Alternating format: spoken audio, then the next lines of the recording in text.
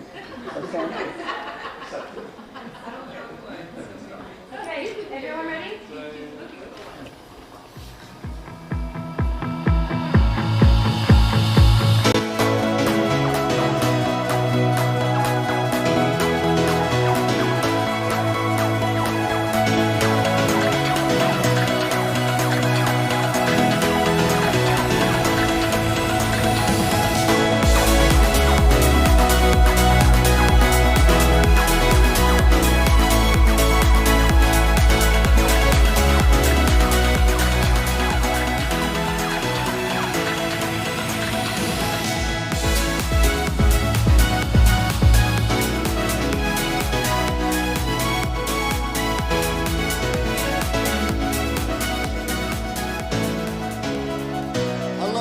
My name is James Williams. I'm the Director of Programs with the Mobile Ecosystem Forum. And if you've never joined us at a MEF event, a very, very warm welcome to you. MEF has been around for over 22 years. We service the mobile industry. We've got almost 200 members. We're at member 196 at the moment. It gives me great pleasure to introduce and host this first session for MEF's Forum for Change. Now, moderating this panel is Kerry Gilder. Kerry is the Managing Director of Colt Technology Services. So, Kerry, a very warm welcome. And without further ado, I'll hand it over to you. Thank you very much. Thank you so much, James. Appreciate it. And thank you for all of you in the audience today, both virtual and live. We really appreciate you being here.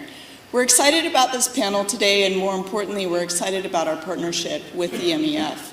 The GTWN, like MEF, has been around for 30 years, which is pretty incredible. This group of ladies and the ladies that have been in the past 30 years have really driven the culture of communications from generation to generation, enabling diversity, equity, inclusion, and really starting to drive the bridge of the digital divide. As we do that, we have each member working on different activities around the world, and they do that volunteering on their own time and also in their day jobs. And what we thought today is that you could hear a little bit from some of our members as to how they're driving the bridge of that divide. So without further ado, I will start to have our members introduce themselves and give a 1.5 to 2 minute excerpt as to how they're driving this change. I'll start with Isabel. Isabel? Yeah. Can you hear me, guys? Yeah? Well, I'm Isabel Paradis. I'm president of Hot Telecom, and I'm also a troublemaker in the industry. And I'm all about acting, and let's stop talking, let's start acting. So I like to lead with example the best I can when I have time. So I've been an advocate of women of all ages in our industry, and I've profiled a lot of leading women in our industry to inspire the young generation. Now I've broadened this out to not only women, but men as well, so the young generation overall, because I think that without them, we cannot build the future of our industry in the way that it should. So I'm part of a number of initiatives. I'm part of the United Nations Young Entrepreneur Task Force as an ambassador. And our objective is to encourage young people and women in developing countries to become entrepreneurs and start their own business. I'm also on the board of the Pacific Telecom Council, and I'm leading an initiative called PTC Beyond, which is aimed at encouraging more young people to join PTC as an event, as an organization, but also to encourage young people to join our industry and stay in it once they've joined, because that's the second challenge. And also I've started an initiative called the Inclusion Hub. So all of that has the objective of getting young people to connect together, getting young people to meet inspiring leaders, give them the opportunity to do that, and also to give them a voice. So part of that is put them on stage, put them in front of the camera, and right after this, I have a panel with some amazing young people to hear what they have to say about the future of industry and how to empower them to take a role. So if you are interested in helping the young generation to join our industry, come and talk to me. Fantastic. Thank you so much, Isabel. Rebecca, what have you been up to? Wow. Okay. My name is Rebecca Nonchong. I'm from Cameroon, and I'm a tech entrepreneur. I started a company called AppsTech in 1999.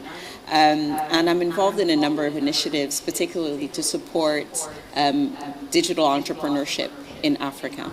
So one of the organizations is called AfriLabs. AfriLabs is a network of technology hubs where we provide free support to entrepreneurs. AfriLabs has about 400 member hubs today.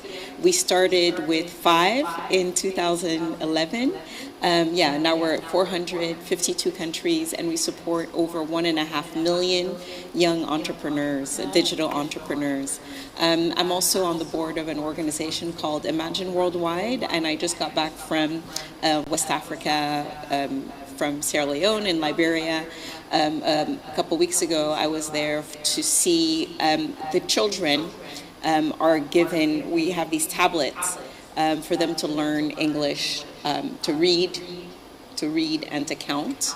And so we have about 60,000 children that are benefiting from it. Malawi, all of the children will benefit from it. 600,000 children will have access to these tablets in the next couple of years. So those are some of the things that I'm working on. Yeah. It's incredible. Absolutely incredible.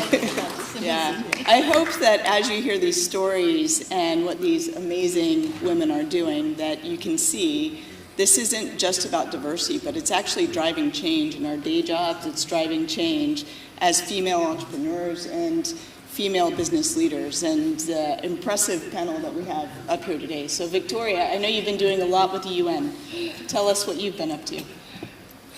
Thank you very much, Kerry. Sorry for the voice I'm having today. I hope the contents will compensate my lack of voice, the facts, let's say. So Victoria, originally from Barcelona, but 30 years in Paris, and all across Europe. I'm an European. I've been in the telecom industry in C-level positions for more than 25 years, and in the banking sector as well, where I'm board member of the largest bank in Spain, top tier in Europe, as well at the European Innovation Council and other big institutions. So in terms of the digital divide, number of things that I have been doing, one of them is about covering the digital divide, can take many different aspects, and the payments world is one of them. Still many people, practically half of the transactions being done today are made with cash. Still we need branch offices, because still our telecommunications networks doesn't cover 100% of our geographies. So even if we don't think about it, okay, no internet, no payments, okay? So this is something we need to consider. This is one of the things I've been doing. And another one I'm preparing is how to get closer or real, let's say, work in between the private philanthropy and the European Commission, okay, for the good of society. It's amazing. Thank you. Thank you, Victoria. I guess I'm next, so I'll just take 30 seconds because I really want to hear what these wonderful ladies are up to. So in my day job, I'm the CEO of Colt Technology Services. We're a very large pan-European global telecommunications provider that has significant fiber infrastructure around the world, and we drive services for the enterprise. In the past couple of years, we've been really driving all levels of ESG, whether that be sustainability by having 2,000 laptops recycled and given to schools around the world, greening our vehicles 100%, or driving carbon reduction through putting green power to all of our colo locations, as well as removing a lot of our legacy equipment. And that has enabled us to get a 1% EcoVadis Platinum rating, which is only 1% of the companies worldwide, not just telecom, but everywhere actually have that rating. So we're pretty proud of that. But there's a major element to that, which is actually the social side of this. And we see that from a talent perspective, we really have to drive that war on talent. We have to attract talent to our industry. And so I've been working very closely with the TM Forum in order to build a talent consortia that would actually help all of the companies around our industry to start not only attracting but retaining talent into our industry. And we believe that diverse talent is a key aspect of that. I also started and pioneered the Inclusion and Diversity Score with the TM Forum because we believe that at the center of all of this is a business. You need to be driving inclusion and diversity at the center of your strategy. And if you do that, then you can actually drive real change, not only in your company, but across the industry. So that's just a little bit what I've been up to, but let's go over to Candace. Candace? Carrie, thank you so much. And it is really, as one of the co-founders of the GTWN, it is panels like this that really make my heart go pity-pat. So I'm a serial satellite entrepreneur, and I think that is important because I've always felt that satellites are instant infrastructure and that they can bring freedom of choice and that they can bridge digital divides quicker than just about everything, including fiber, Carrie. We'll have some fun.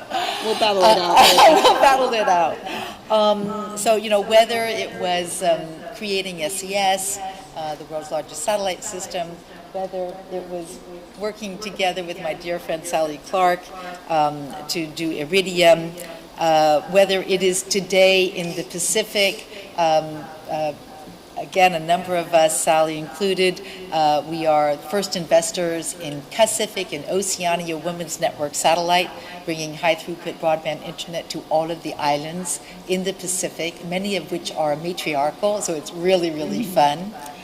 And I would also like to interject a sobering tone here. We are now, of course, 2 days after the war of Ukraine. And I have been spending the last week with NATO and with ministers of defense around the world. And actually, this is the first war where we are calling it a war enabled by satellites. Because whether it is the surveillance on the ground, and this has truly helped Ukraine be able to fight the Russians, whether it is making certain that we are getting all of the logistics, all of the food, etc., to everyone. Here again, satellites are playing a very, very important role. We are also playing an important role actually in space, because here again, we have Chinese and Russian spy satellites that could eventually take out our whole GPS system. So I'm looking forward to the day that we will be able to implement what I call the networks for the universe, where we are bringing deep space, near space, and the planet to help humanity and to make certain that we continue to have a peaceful world for all. Thank you, Candace. Impressive and, like you said, very sobering that we're now 2 days over a year of being in a physical combat that we thought would never happen after World War II. It's just mind-blowing, really, in a lot of ways. Sally. Hi, I'm Sally Clark. I'm based in Washington, D.C., and I started my career at Iridium with Candace. I've been working on satellite projects since then to bring communications everywhere on Earth. And I've also been working on Iridium, OwnSat. I love working on startups because they always have such fantastic ideas. We're working on another project where this low Earth orbit satellites are going to bring communications directly to your normal cell phone. You won't have to have any new equipment or chips or anything. That'll launch soon. It's called ASD in Science, Space Mobile. And I think I've also been working with the U.S. military on humanitarian and disaster relief projects. So, for instance, in Japan with Fukushima about a decade ago, I made sure that the Japanese government would let U.S. troops in with their surveillance equipment, for instance, to help with disaster relief, recognizing in those hot areas where they needed to have services immediately, that sort of thing. Sally, sorry, they cannot hear you. I think you need to come closer. I have the mic on, sorry. When I start talking, my voice, I'm like Victoria, it's gone. Anyway, yes, so I've been working on bringing satellite projects. That's my whole career and my devotion, so. Fantastic, thank you. Sally, Leticia, you came to us from the United States as well. I did. Doing a lot of work in a different part of Access. Part of Access, yes. Hello, my name is Leticia Latino. I'm CEO of Neptuno. We are a tower manufacturer. I've spent most of my life in telecom. Although I'm not American, I have lived in the U.S. for 28 years now. And my latest involvement has been at the FCC level. I have found a great passion into how do we advance this digital equity agenda forward. So I was appointed to the FCC Equity and Diversity Council. And the mission is very important because we're living a historic moment in the United States. There was the Infrastructure Investment Jobs Act bill that was passed. It appropriates about $65 billion to go straight into broadband deployment. And the rural areas in the U.S., people think that we don't have digital divide. We have a huge digital divide, and COVID really exposed that. So the incredible thing is now there's programs, specifically the BEAD program, Broadband Equity and Inclusion Program, that will appropriate about $2 billion of those funds specific to outreach under the Digital Equity Act. So I've been working, at the federal level, but also with the states, specifically the state of Florida, where I'm based, into understanding how these plans are going to be deployed, because every state doesn't have a solid plan as of yet, and the money hasn't really been dispersed for the most part. So it's really an incredible, important mission, because it's a unique opportunity to have those funds really make a difference in the life of people. And outreach and meeting people where they are is super important. The infrastructure layer is one thing, but it's proven that there are many, many communities that don't want to adopt technology. So how do you really upskill these people? How do you make sure they embrace technology and they don't stay in analog islands where they cannot participate in the digital economy? On the personal side, very briefly, but I'm passionate about that too, I'm also on the board of the South Beach Jazz Festival, and the important point there is that we support musicians with disabilities, and I believe the accessibility part of this equation in terms of the equity, digital equity, is super important, because on one end, people say, people that cannot walk, with the movement of digital equity, they now get, Instacart, they get their groceries to them, so they really have advanced thanks to technology, but also people that are blind or deaf, they cannot access the same tools. So we really need to design the next step to include everybody. So it's amazing, and actually sounds like a lot of fun. It does. I'd like to participate in one of those festivals. Julie, over to you. There we go. Thank you so much. And I'm really fortunate that Candace, a dear friend of mine, invited me to become a president of GTWN many years ago. So I just feel really honored always to be with Candace and her friends in this incredible network. But my name is Julie Meyer, and I run an investment corporation in Switzerland called Viva Investment Partners.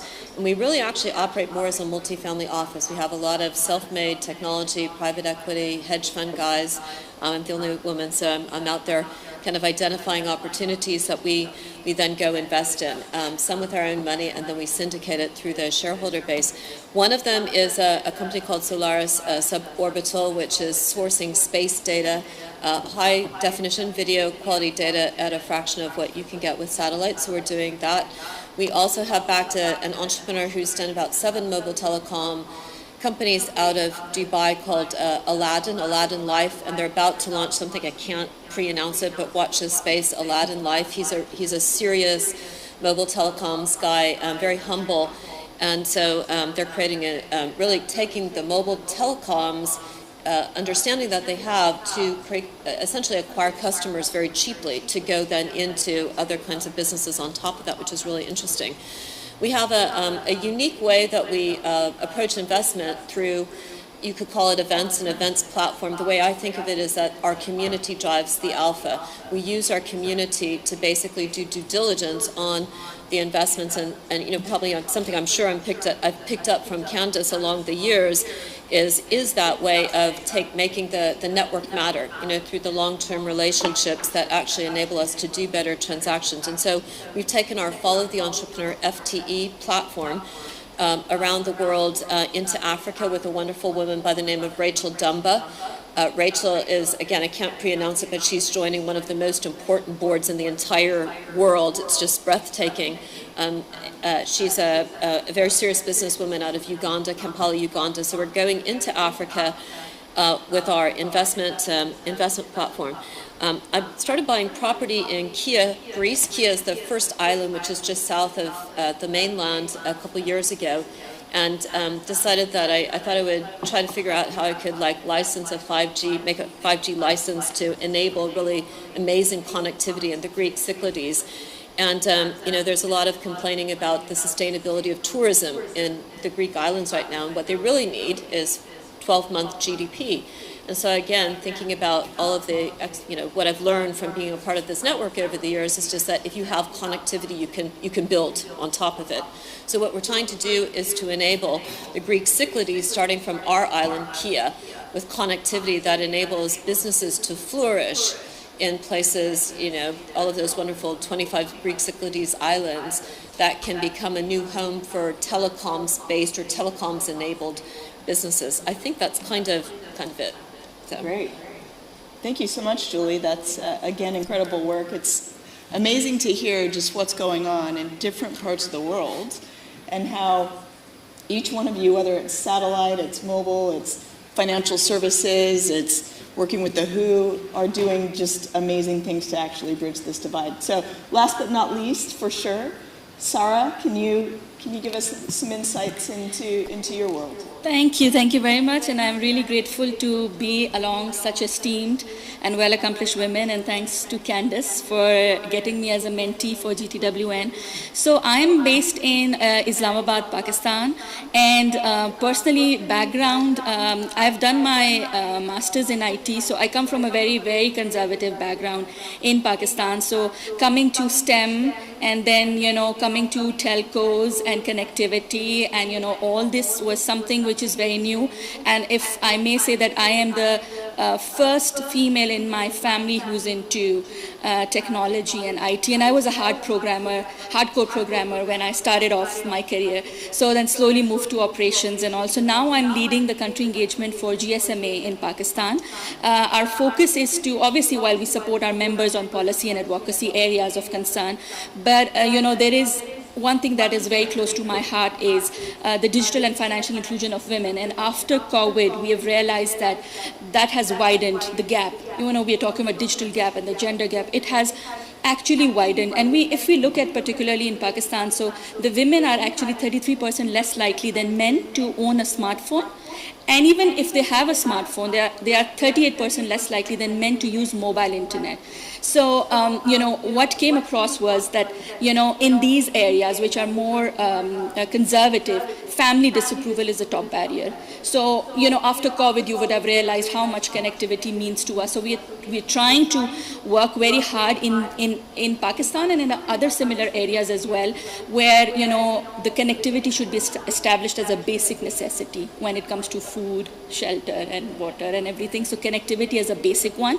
And we've launched programs with different partners. We're working as an enabler in the market for public-private partnerships, whether it's to do with a digital skills learning program that the government has launched in collaboration with GSMA and the operators in the market to make sure that these women and also communities which are using mobile internet for the first time are enabled with proper skills to utilize utilize them, and then obviously they can convert into e-commerce opportunities moving forward. We're also working on e-health, e-education to target those communities. So in a nutshell, digital and financial inclusion is very close to my heart for women in Pakistan, but it's a pleasure to be around you women to learn more, which I can take back to my community as well and enable them more. So thank you very much for the opportunity.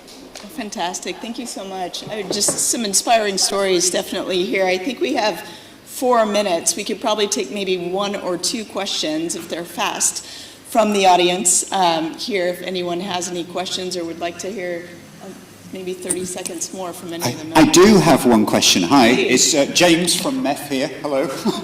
So my question, it's not just aimed at when it comes to younger people or women. It's a more generic question for technology and indeed any business. So much focus goes on hiring new people and getting them in. And my personal experience in my career has been that actually loyalty, I'm sorry to say it, but loyalty does not pay in terms of spending 5, 10, 15, 20 years with a company.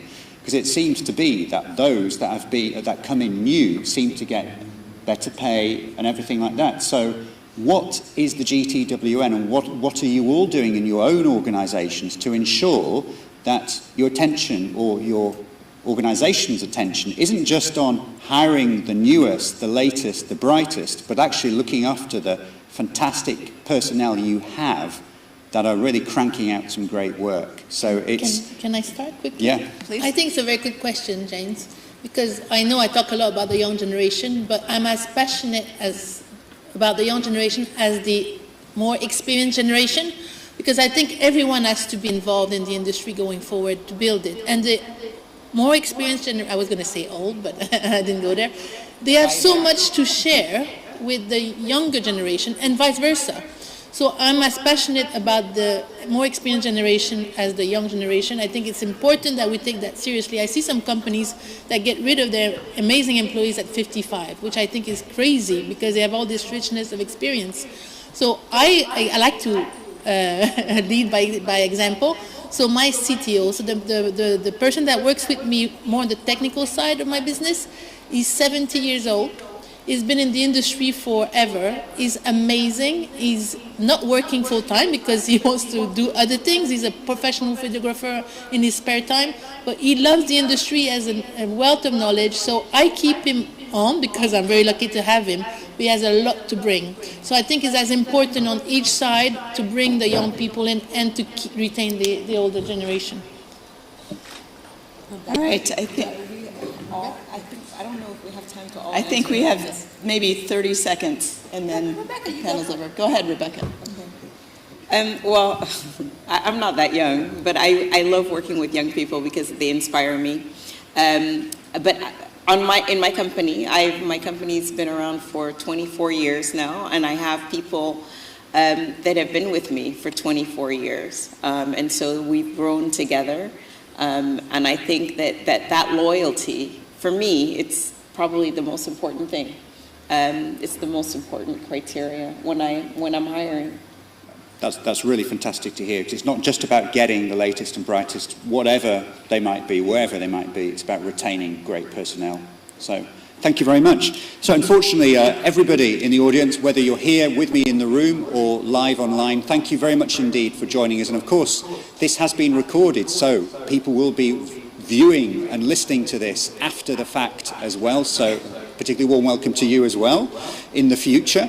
And Kerry, thanks to you and all your speakers here today for coming along to open up MEF's Forum for Change. Thank you very much. Thank you, and thank you for the MEF partnership.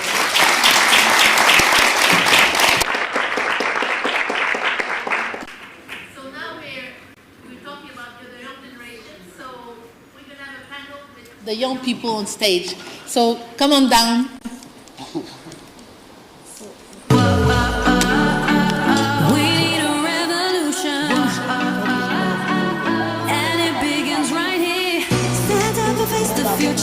Stand up and be the change. You don't have to live forever, don't have to be afraid. If we can stand together, then we can make it right. If we can fight the battle, love will win it every time. Stand up and face the future.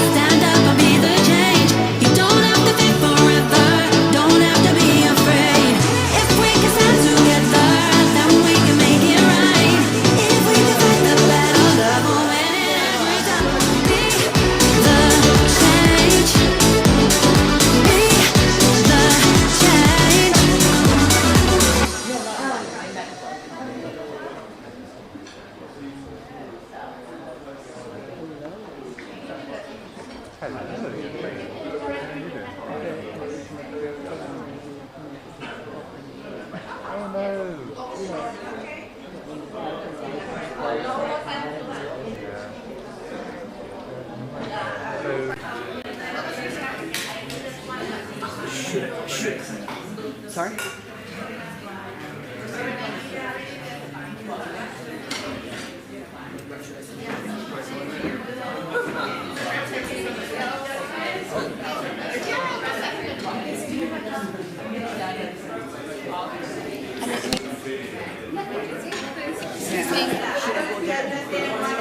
Should I go there and arrange the water?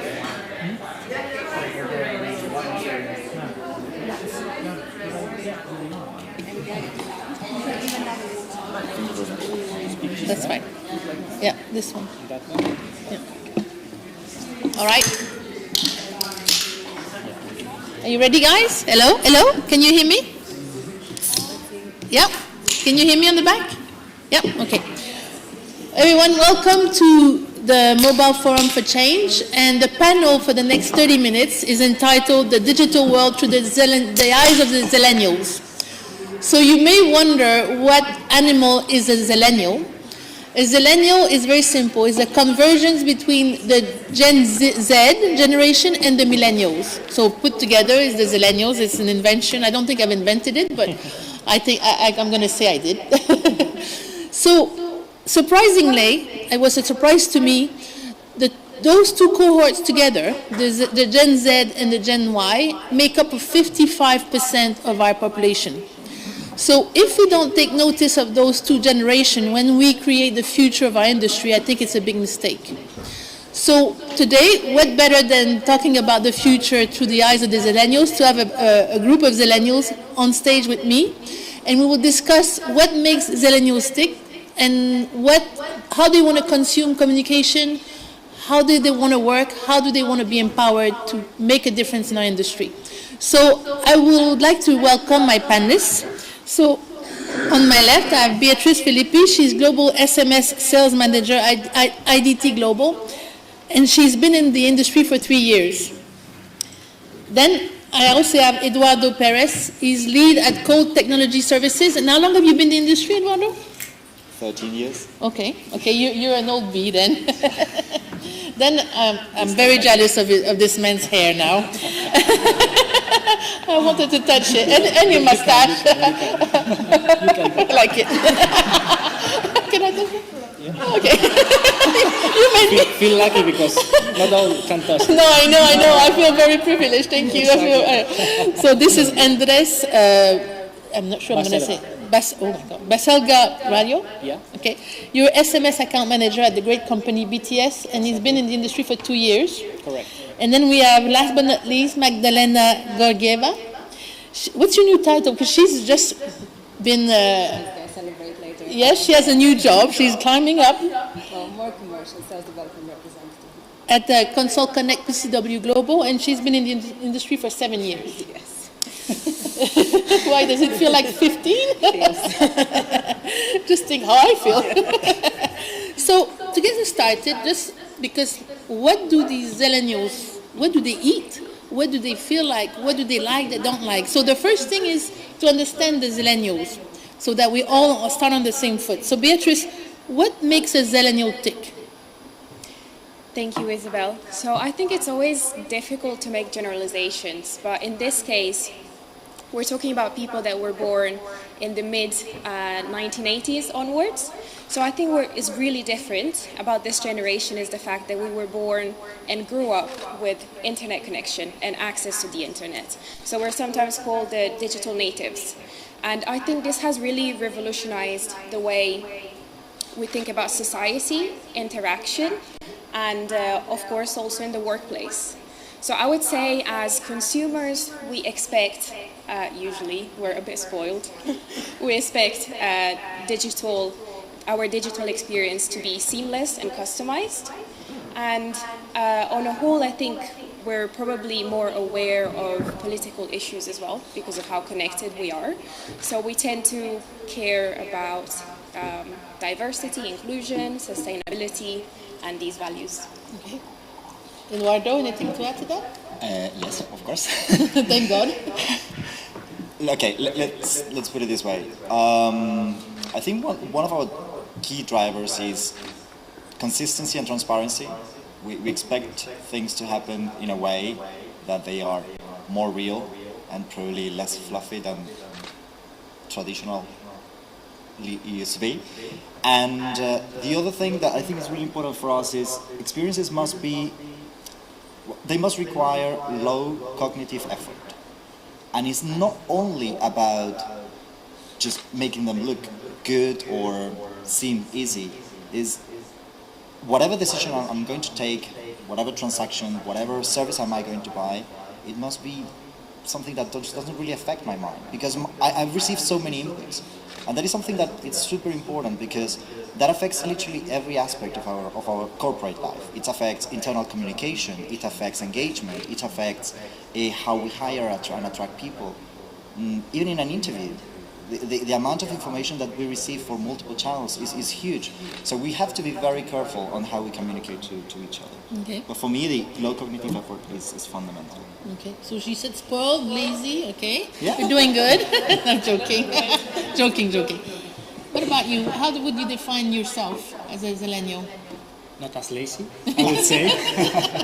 But I think it's more a way, as Beatriz said, that we are technological born, so we are very familiar with everything related to technology. And one of the good things I see from the Selenials is the thing that we can communicate with less words or with the minimal words to say so many things. Okay, so we synthesize many information, even not with words, only with a picture.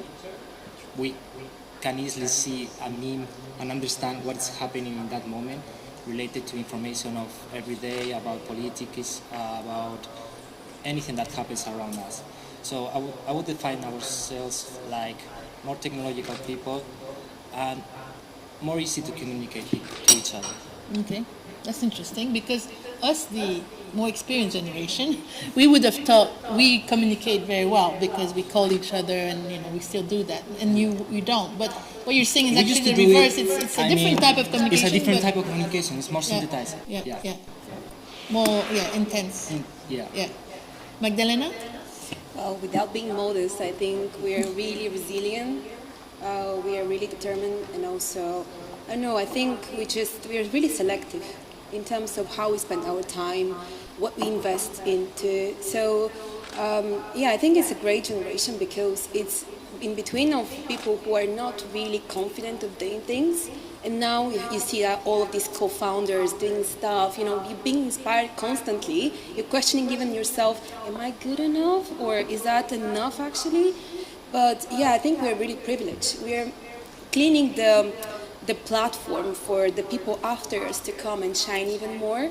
But I think our generation is really key to make that bridge between I don't want to say old, but I would say more experience and the next after us. And I think I've been working with the young people now for over 2 years quite closely, and I think one thing that they have that we didn't have is confidence. I think you're so much more confident than I was at your age, to speak in public, to speak your mind, to not always agree with the upper echelons. And I think that's a great gift, because it takes years sometimes to get to that confidence level, and it's key to grow as a person in the industry and in the world. So I think from my point of view, I've seen that a lot. So what does that mean then? How do you want to consume telecom? So if you translate that in what you expect to receive as a communication experience, how would you define that? What is your expectation when you communicate? Related with the last thing that you said about we are more confident on how we communicate or how open are we to communicate, I think it's also related because we have more channels to communicate. Not even to take the phone and make a phone call, or to have a camera and you can see us on TV. It's also related to the many platforms that we have to communicate. Also, we have the communication from my point of view, I would like to consume communication as the way I do. Also for my job and also for my free time. For my job, I can do my job wherever I can, because I have Wi-Fi, so I can go to the mountains and work from there, in the relaxed place with the birds and the nature. And from my free time, for example, I like to have the time to see my videos, to see the pictures that I like, to communicate with my friends in a simpler way, as I said, mainly with some stickers of myself. I think it's more customized, the communication that we make nowadays. And also with the new technologies such as the augmented reality, you can see how you look with your clothes, even that you don't need to go to the store to put the clothes on, or even to communicate with each other. For example, I have my grandmother is now in the hospital, so I cannot see her in lifetime, but I can make a phone call, a video call to her, and we can communicate super easily. And I think she couldn't have that possibility with her mother. Yes. So you like things to be simple and to tailored make it to your simple, own. to make it more visual or to more creative, in a more creative way, and also to use these tools to show the people that we want to be here, we want to be listened. Okay, you want to be heard. Yeah. So you think it's the same from your personal life and your work life? You would like to have a similar experience? Exactly. And And they the wanna- facilities to do it wherever I want. Yes, of course. Okay. So maybe in the beach with my swim and with my glasses, taking my sun bath with the mobile phone would be Twirling your amazing. mustache. Twirling my mustache. That would be super nice. Anything to add, anyone? Oh, go ahead. Yeah, that's interesting because obviously the way we behave with technology in our personal life is exactly the same as in our professional life. We're also decision makers in our organizations. I don't really care about a B2B versus B2C relationship when it comes to digital and when it comes to telecom in particular.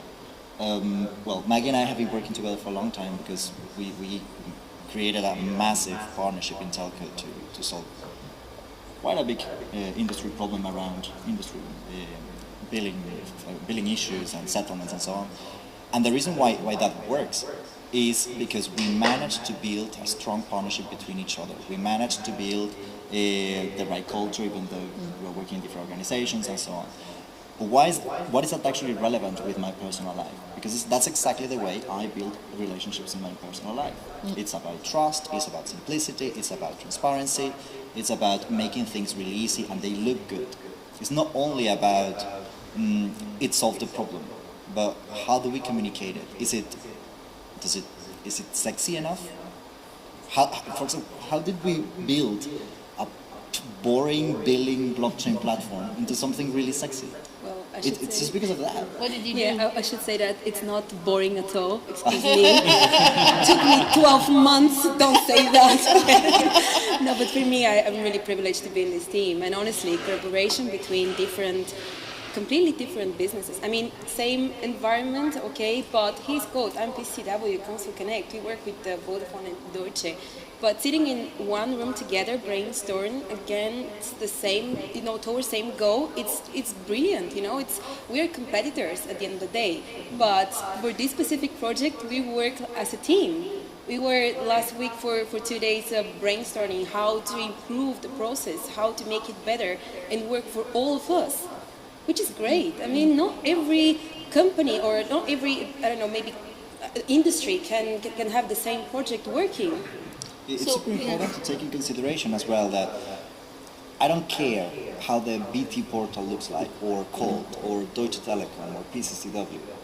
My expectations are Netflix level, are Uber level. Yes. So when I'm finding partners or scouting startups or defining a new process or a new interface, that is my standard. It's no longer, I need to be better than my competitor. If we're really facing or discussing how do we want this future telco look like, it's not comparing it with telco, it's comparing it with retail, with traditional e-commerce, with Amazon. What is the real experience that we receive from those players that we definitely don't receive in telco? And that is super amazing because that gives us a huge opportunity for us to not only consider attracting talent from different industries, which is also an interesting way of communicating and engaging different audiences and getting new ideas. but at the same time is how do we seduce our customer in a different way? And I think that that's specifically the key that the modern telco should look like. It should consider, how am I going to be fast enough so my B2B decision maker who is used to grab a taxi using Uber now chooses me because my end-to-end experience is amazing. Not because my portal is cool, not because my processes are aligned, but because all of the key points, all of the touch points, they have been really crafted and looked at. And that's that's why I work here. Otherwise I would be in a different industry. But we have a massive opportunity to do that. I agree, and I think we've made a mistake in wholesale to think it's a business, B2B business, therefore we market it in a boring, traditional way, where I think it's, and also the tools that we have are not the tools that we would expect on the retail side. I think it's a big mistake, because when you consume, as you say, you consume Netflix, why would you expect the same type of experience when you're at work? Why would it be different and more difficult? It doesn't make sense to me. And now why would we market the wholesale business differently to Netflix? Why? The audience is the same. We're all consumers of these types of experiences. So and I think at the end of the day, we're still serving the same customers. So whether we're talking connectivity, subsea, or mobile experience, it's still the same customers that we're talking about.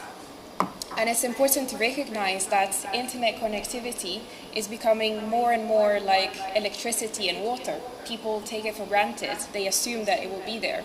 So I guess that's also a big challenge for our industry to understand how to be able to deliver on that. Yes, because if we look at, how can we get more of you types of people in our industry? Because I look at you, and every time I interact with you, first of all, it's really good fun, but also it's very inspiring to me too. So how do we get more young people like you in our industry so we can have more of these types of discussions and more of these, transformation of the way we create tools, we interact with our customers? So when I talk to young people, almost all of them, including myself, I'm not young by the way, but when I was young, how do we get into this industry? Most of the time it's by chance, because the young people have no idea that we exist, number one, and how cool our industry is. So we have to find, okay, I shouldn't speak, that's not my panel, but how can we get more young people like you in our industry to know about it and to want to join? Who wants to take that? I think we just need to understand that the industry is not that boring. I think your question. Is it? I don't know. Okay. No, I'm not. I don't think our industry is boring at all. No. That's why, look at the blockchain project that me and Edu do. There is AI as well. Everything is involved. Everything starts from us, basically. The way how we show that to the consumers is a different way, So because startups are more dynamic and maybe more fancy for the young people, you can have so much more within our industry. Not only because you're attending a great conferences, meeting people, traveling around, all of that, ticking all of these boxes, but the loyalty aspect is really important. So in my company, I know people who've been working for 20 years for the same company. We're like, what? Is that actually a real thing? Yes, it is, and it's brilliant. Where you have this connection with your colleagues, with the environment, and you all build something together. So I think just the message should be, you should join, because it's a great place to form yourself as an individual and be part of something big. I'd like to bring some controversy. Yes, I like you. You'll be on my panels again. No, we all should be. The thing is, if you look the executive board of most organizations, they have a chief people officer or executive vice president of HR, or however we want to frame it. What about we consider HR within the marketing function? What if we just treat people management as if it was a marketing funnel? Because at the end, that is exactly what we're trying to solve. We want to make people aware that we exist. We want these people to know what we deliver, how we're going to, make them loyal and use our services and consume what we deliver. But sometimes it's not just this industry, it's in general. We sometimes forget that people is another stakeholder of the organization. Is for multiple reasons. I'm not going to enter into that, but I mean, I'm all about iteration, experimentation, and trialing. And if it doesn't work, well, we just change it. But the point that I'm trying to make is that is exactly the problem that we are trying to solve. We need to understand what are the drivers for these people to join us. We need to be there, but it's not only about I want to go I should go to a university so young students know that I exist. How my industry is going to compete with software? What are the benefits that telco is offering? Maybe you cannot compete with salaries, but what is the rest where you can really compete? Is it flexibility? Is it really bringing a diverse environment and so on? But this is not only achieved just by hiring people from different races and ages. How do we really ensure that we cascade that message into lower levels of management and the strategy really flows? And it's all about training, it's all about mentoring programs and so on. But probably we should also consider that these mentoring programs is not only for the people, for the staff, but also for management. My concern in general with anyone that is approaching digital transformation is we assume that just because we've been managing very complex transformations or business transformations in the past, now we're able to manage this one just because we were very good in the previous one. And it's not. It's definitely not the same monster that we are fighting. So it's trialing at the same time, but it's also giving the opportunity to people to develop different skills and that information to be consistent, realistic, but that it flows to the lower levels. The challenge we have is it has to take place industry-wide. It's not just code, it's not just BTS or IDT. It has to happen throughout the industry. It's as if the industry needs to have a repositioning of itself. Like the industry has to ask itself, why am I existing? What's my purpose? Why, and what's my vision, my mission, and how am I going to deliver it, and how am I going to verbalize it to the world? But how do we do that as an industry together? That's the challenge. First, it's about understanding it, and then marketing. Because, I recently graduated about 3 years ago, and I saw people that were graduating with me. A lot of them wanted to work for a tech company in software, Google, Facebook, these guys. Why are people not applying to work for telecom companies? And I think very often it's because they don't know about careers in telecom. Myself, I ended up here almost by chance. And then I liked it, so I'm probably going to stay. But I think it's about really developing a successful marketing strategy for graduate programs, internships, getting out there and letting people know that this industry exists. And then once they're in, to look after them also, and make sure they grow and take part and empower them to have a voice. Any questions from the audience? Yes? I have a couple. Hopefully they're relevant and not... Oh, no. There's never a bad question. MEF, but I've worked at Facebook. I've worked at Twitter.com. Oh, I think there's a microphone you can use. Sorry. Can you hear me now? Yes. Yeah, so could you hear me before, or should I repeat? Yes. You could hear me? Okay. Yeah. So, a couple of things I don't think we've touched on that I'd be very curious to... Can I repeat it? Okay, sorry. So Nick Rossman from MEF, and I just was giving a bit of a background on where I've worked to contextualize the question. So I've been at Meta, I've been at Deutsche Telekom, I've been at Cisco, so really different types of companies. And I'm older, I won't say how old, and conversations that have come up with me when we're trying to think about how we attract people into our industry, like of your age, are around sort of, and I'm really curious to get your input on this. One is around the big conversation we're having today around hybrid workplaces and whether that really makes a difference to you or not. And I think it goes to just the kind of, and we talked a bit about it, growing up as a digital native, you're maybe more used to not socializing the way we did, socializing from home.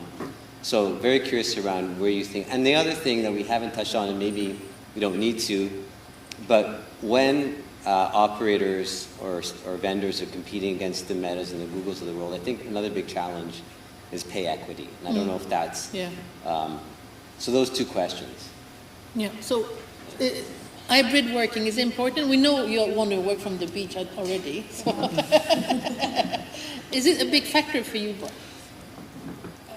I don't think it's about hybrid working per se. It's about having the freedom to decide what works for you. Is it remote? Is it hybrid? Is it 5 days a week in the office? It's really about being able to choose, I think. Okay, and then the money question. Do you think you paid enough?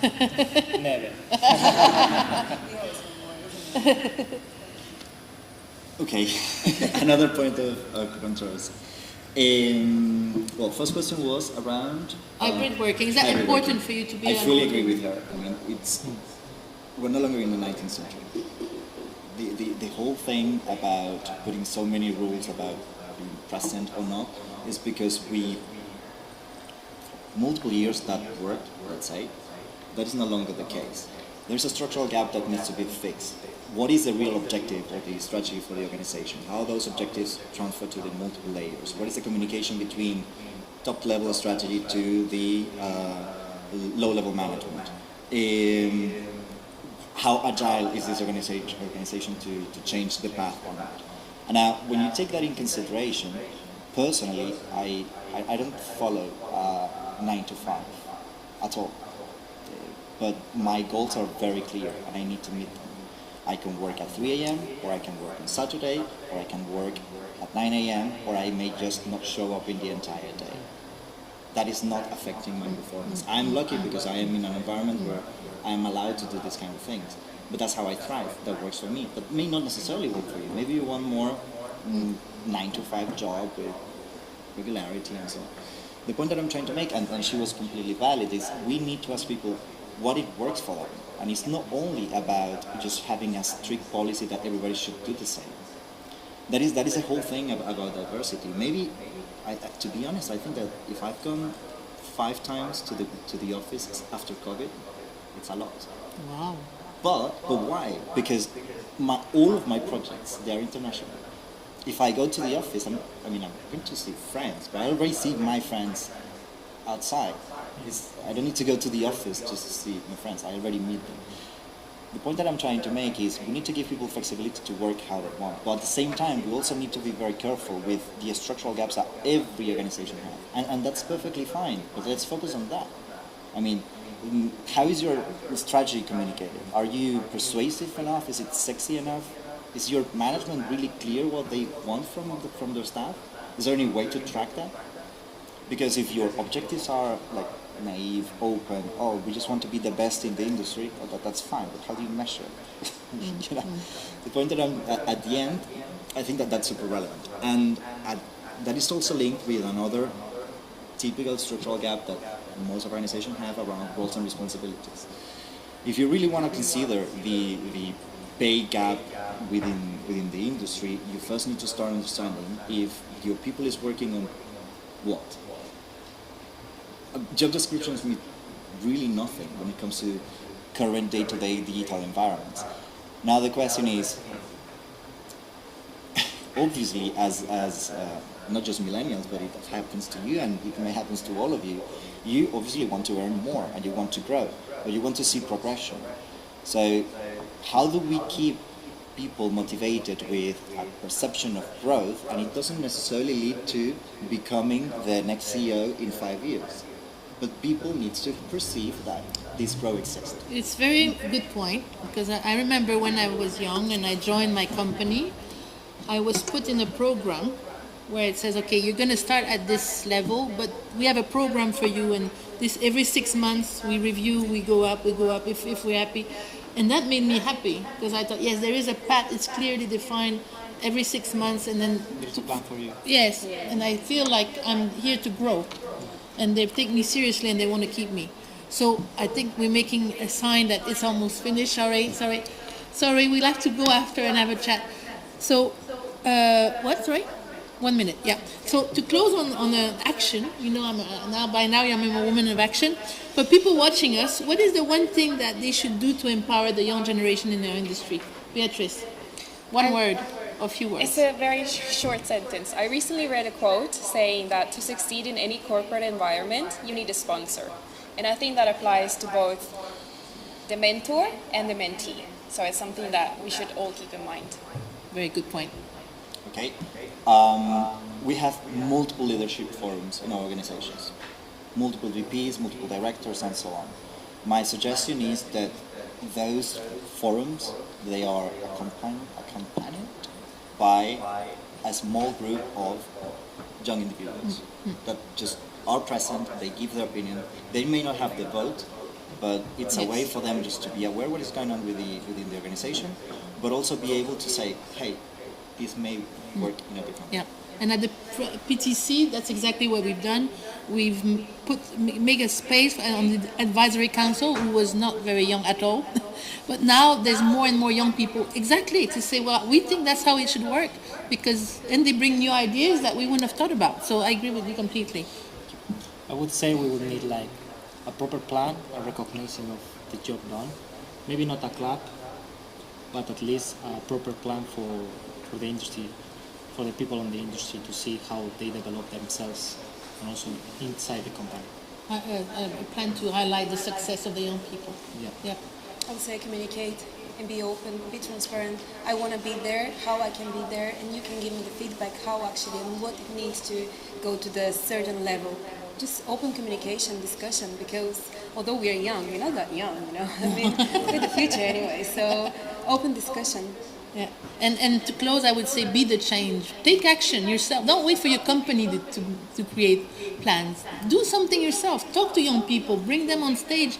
Bring them, when you're at an event and networking, you see some young people, take them, introduce them to CEOs and people that can make it, inspire them and make them a change in their life and their career. It's each of our role to make it happen. Let's stop thinking it's our company's job to do it. It's all of our jobs. So on this, thank you so much. It was so much fun, and we could have continued. Thank you. Thank you. Thank you, guys.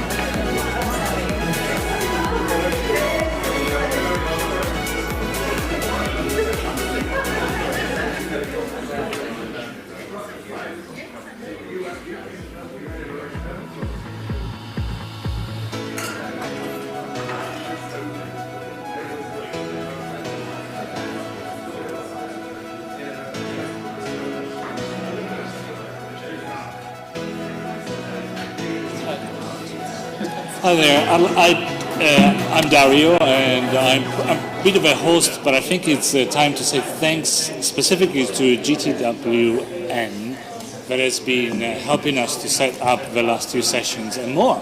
So to all to Kerry and to Isabel hosting the last few days, thank you, as you've just done, and to everybody of you that has participated, thanks again.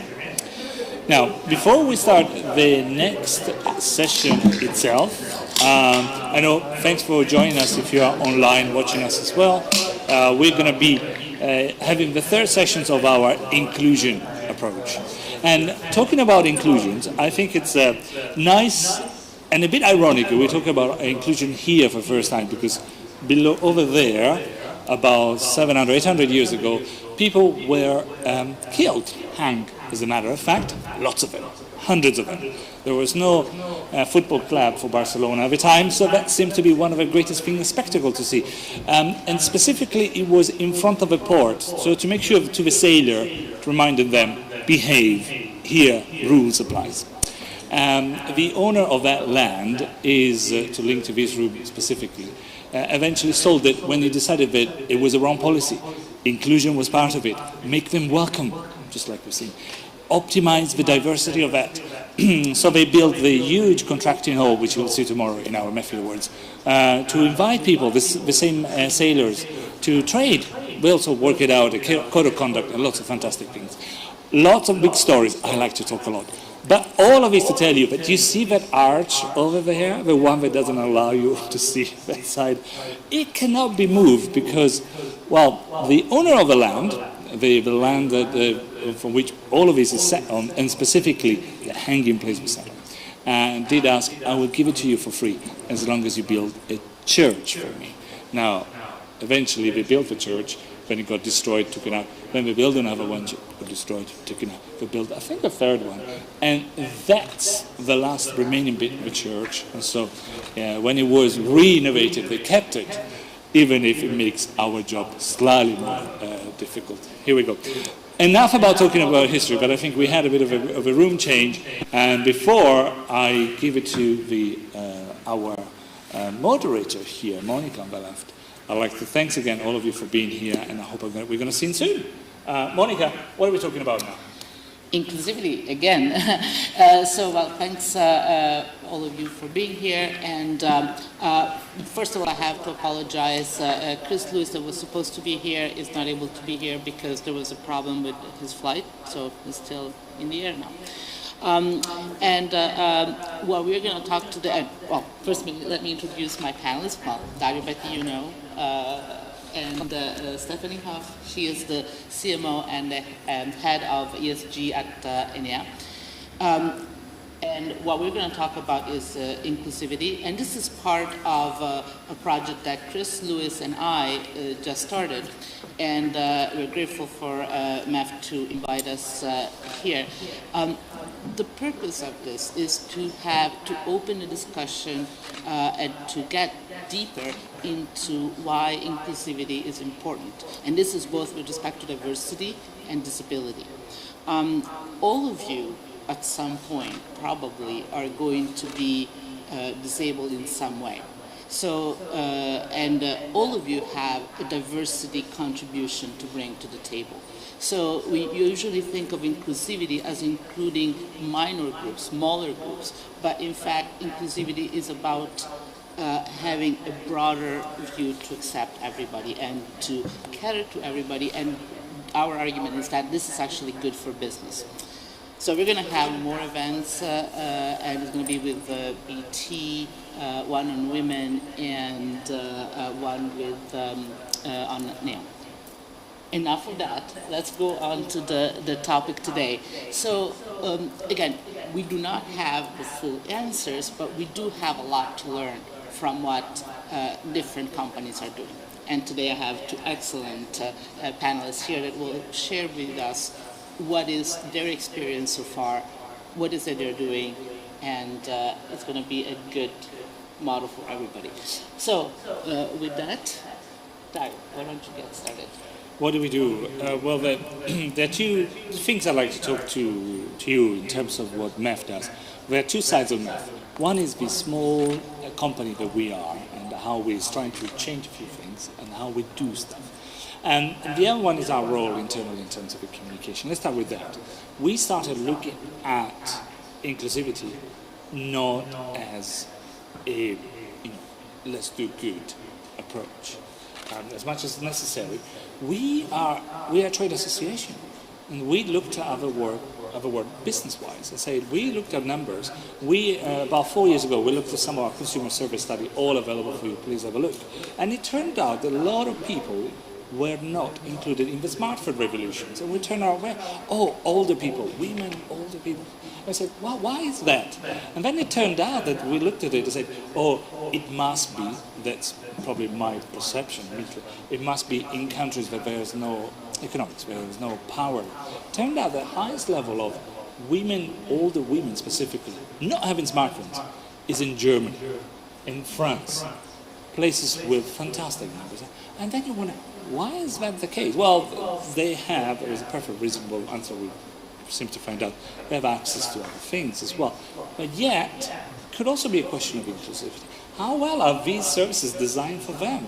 If they prefer to walk down the street, go, wait outside, maybe then not go to the bank rather than use a mobile bank on their mobile phone. Is it that difficult? Why it works in Indonesia or Japan, they're not there.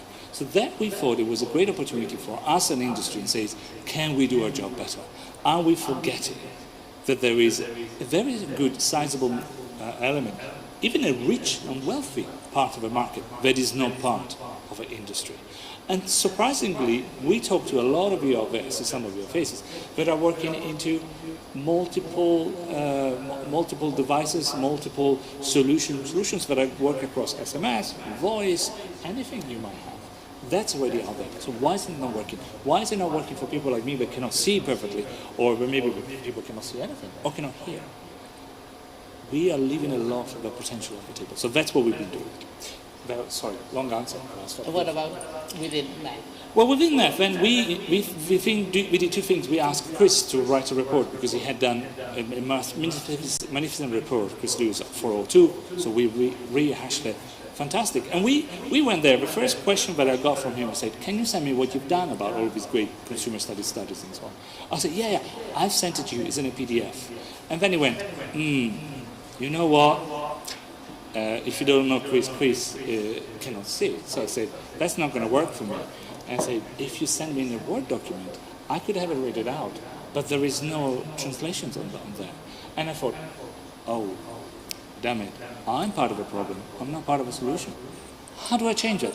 Surprisingly, having Chris as a good source of information was a good start. We now have a new website, or we are working on a new website. Apologies. Small company, takes a long time. But guess what we did say? They said, we want to make it accessible.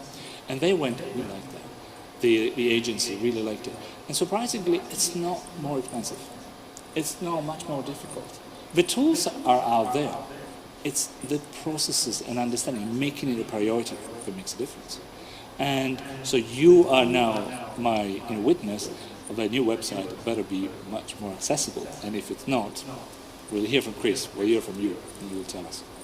Absolutely, and I think that two important things is one is that this is not for, it is good, but it's not for, it's a necessity, it's not really a choice at this point. And it's not that hard if you start thinking at the beginning. If you just want to make everything accessible after it's a mess, that's much harder. So, Stephanie, you had experience both from the operator point of view, vendor, so you've seen it all. And what is it you're doing now? What am I doing now? How did you learn and what are you changing now? Yeah, exactly. So my name's Stephanie Huff and I'm currently working in a smaller or mid-sized software company, EMEA. We work with software for cybersecurity and telecom core. So it's probably about as nerdy as you can get. And I spent 25 years before that working in different countries with Ericsson and then also with Telia. And so over the course of those different companies and countries, it's been interesting to observe the different approaches to corporate culture, of course product development as well. But I thought today it's probably quite interesting to think about how you create a work environment and a culture that not just attracts but also retains people.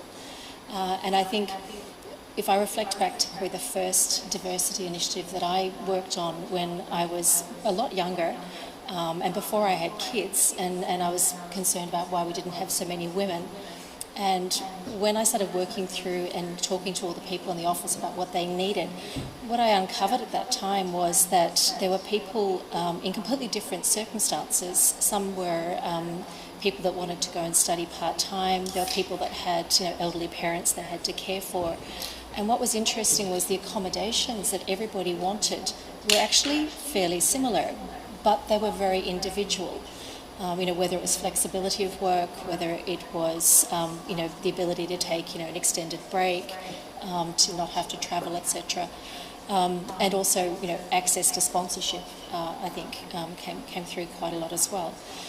So when I sort of reflect on where I am now, and now I'm it's a software company. We build software products, and I'm also quite close for personal reasons to the area of neurodiversity now. And if you look at the statistics, anywhere between possibly 15-20% of the population has a neurodiversity in some form. If you go to the software industry, you can probably triple that. We know diagnosis is still quite behind in many countries, but if you assume that were true, and then you say, well, how do I attract and retain people into my company? And you ask women in the company, or you ask people with different age profiles, or people that are working in a country that is not their native country, or you talk to someone with a neurodiversity requirement, you do start to see that there are some threads that we can pull together that make a culture more inclusive than others. And I'm not suggesting it's easy, because it's super individual, but there are some ways that you share information, ways you run your meetings, the way you decide to solicit ideas and feedback. There's some very practical things I think that we can do once we talk to people individually that can make a company more inclusive than perhaps companies that are driven by, energy and personality and extroversion and immediacy. I think there's definitely something for us to think about there, and I'm happy to expand on it a bit later. But yeah, and and I guess that, and I think came up in the previous panel is like, okay, so you have two general issues. You need to get people, hire them, find out where they are, and ensure that you have diversity, but then you need to make sure that you retain them. And so maybe you can talk about the two challenges. Yeah, exactly. So, attracting, of course, is where there's a lot of focus right now, and that's where, of course, we work with making sure that our job ads are screened for any, implicit bias, and that makes a huge difference. We're educating recruiters so that they work that little bit harder to find people with a mix of different profiles. We can also work with competence assessment before we do interviews, so that you understand that everybody that you meet already fits the criteria, and you don't screen people out for reasons that you may or may not be aware of. And then, of course, you have to think, how do I onboard someone into the company? And I think, and I've worked a lot with startups as well in my different roles over the years, and I see that many companies reach this kind of inflection point. When you start a small company, it's faster to move with people that are just like you. You think the same, you're quick, things just happen. But when you decide that you're on a growth journey and you need to sort of become that bigger company, you need to access a bigger talent pool for very practical business reasons, and you're also probably hiring a lot of different functions. And that's, I think, where companies have to put a bit more effort into what their culture should be, because, and you see this, I worked in the Silicon Valley for a couple of years as well, and there was this big sense of fit. If you want to recruit someone, you take them to the bar and you have a pizza and you play a game of poker or pool or something, and you see if they fit with the team. And that's probably the worst thing you can do, actually. I think the important thing actually is to understand, what quality of decisions and what quality of problem solving do we want in this team, and how do we understand how all the individuals can contribute to that. And I think that's really, really hard, because that means you have to constantly be prepared to reassess your ways of working whenever there's a change. And we've acquired quite a few companies now where I'm working now, and it's really obvious. You can see that the different acquired companies, they come with their own personality. So how do you, sort of reset and try to invite people into what we hope is more of an expert culture than an extrovert culture? And my observation, at least, is that an expert culture where it's mostly around the quality of the work, giving people time to read, to understand, to have an equal voice, etc., is one where we at least can sort of further along. There might be a bit more extroversion.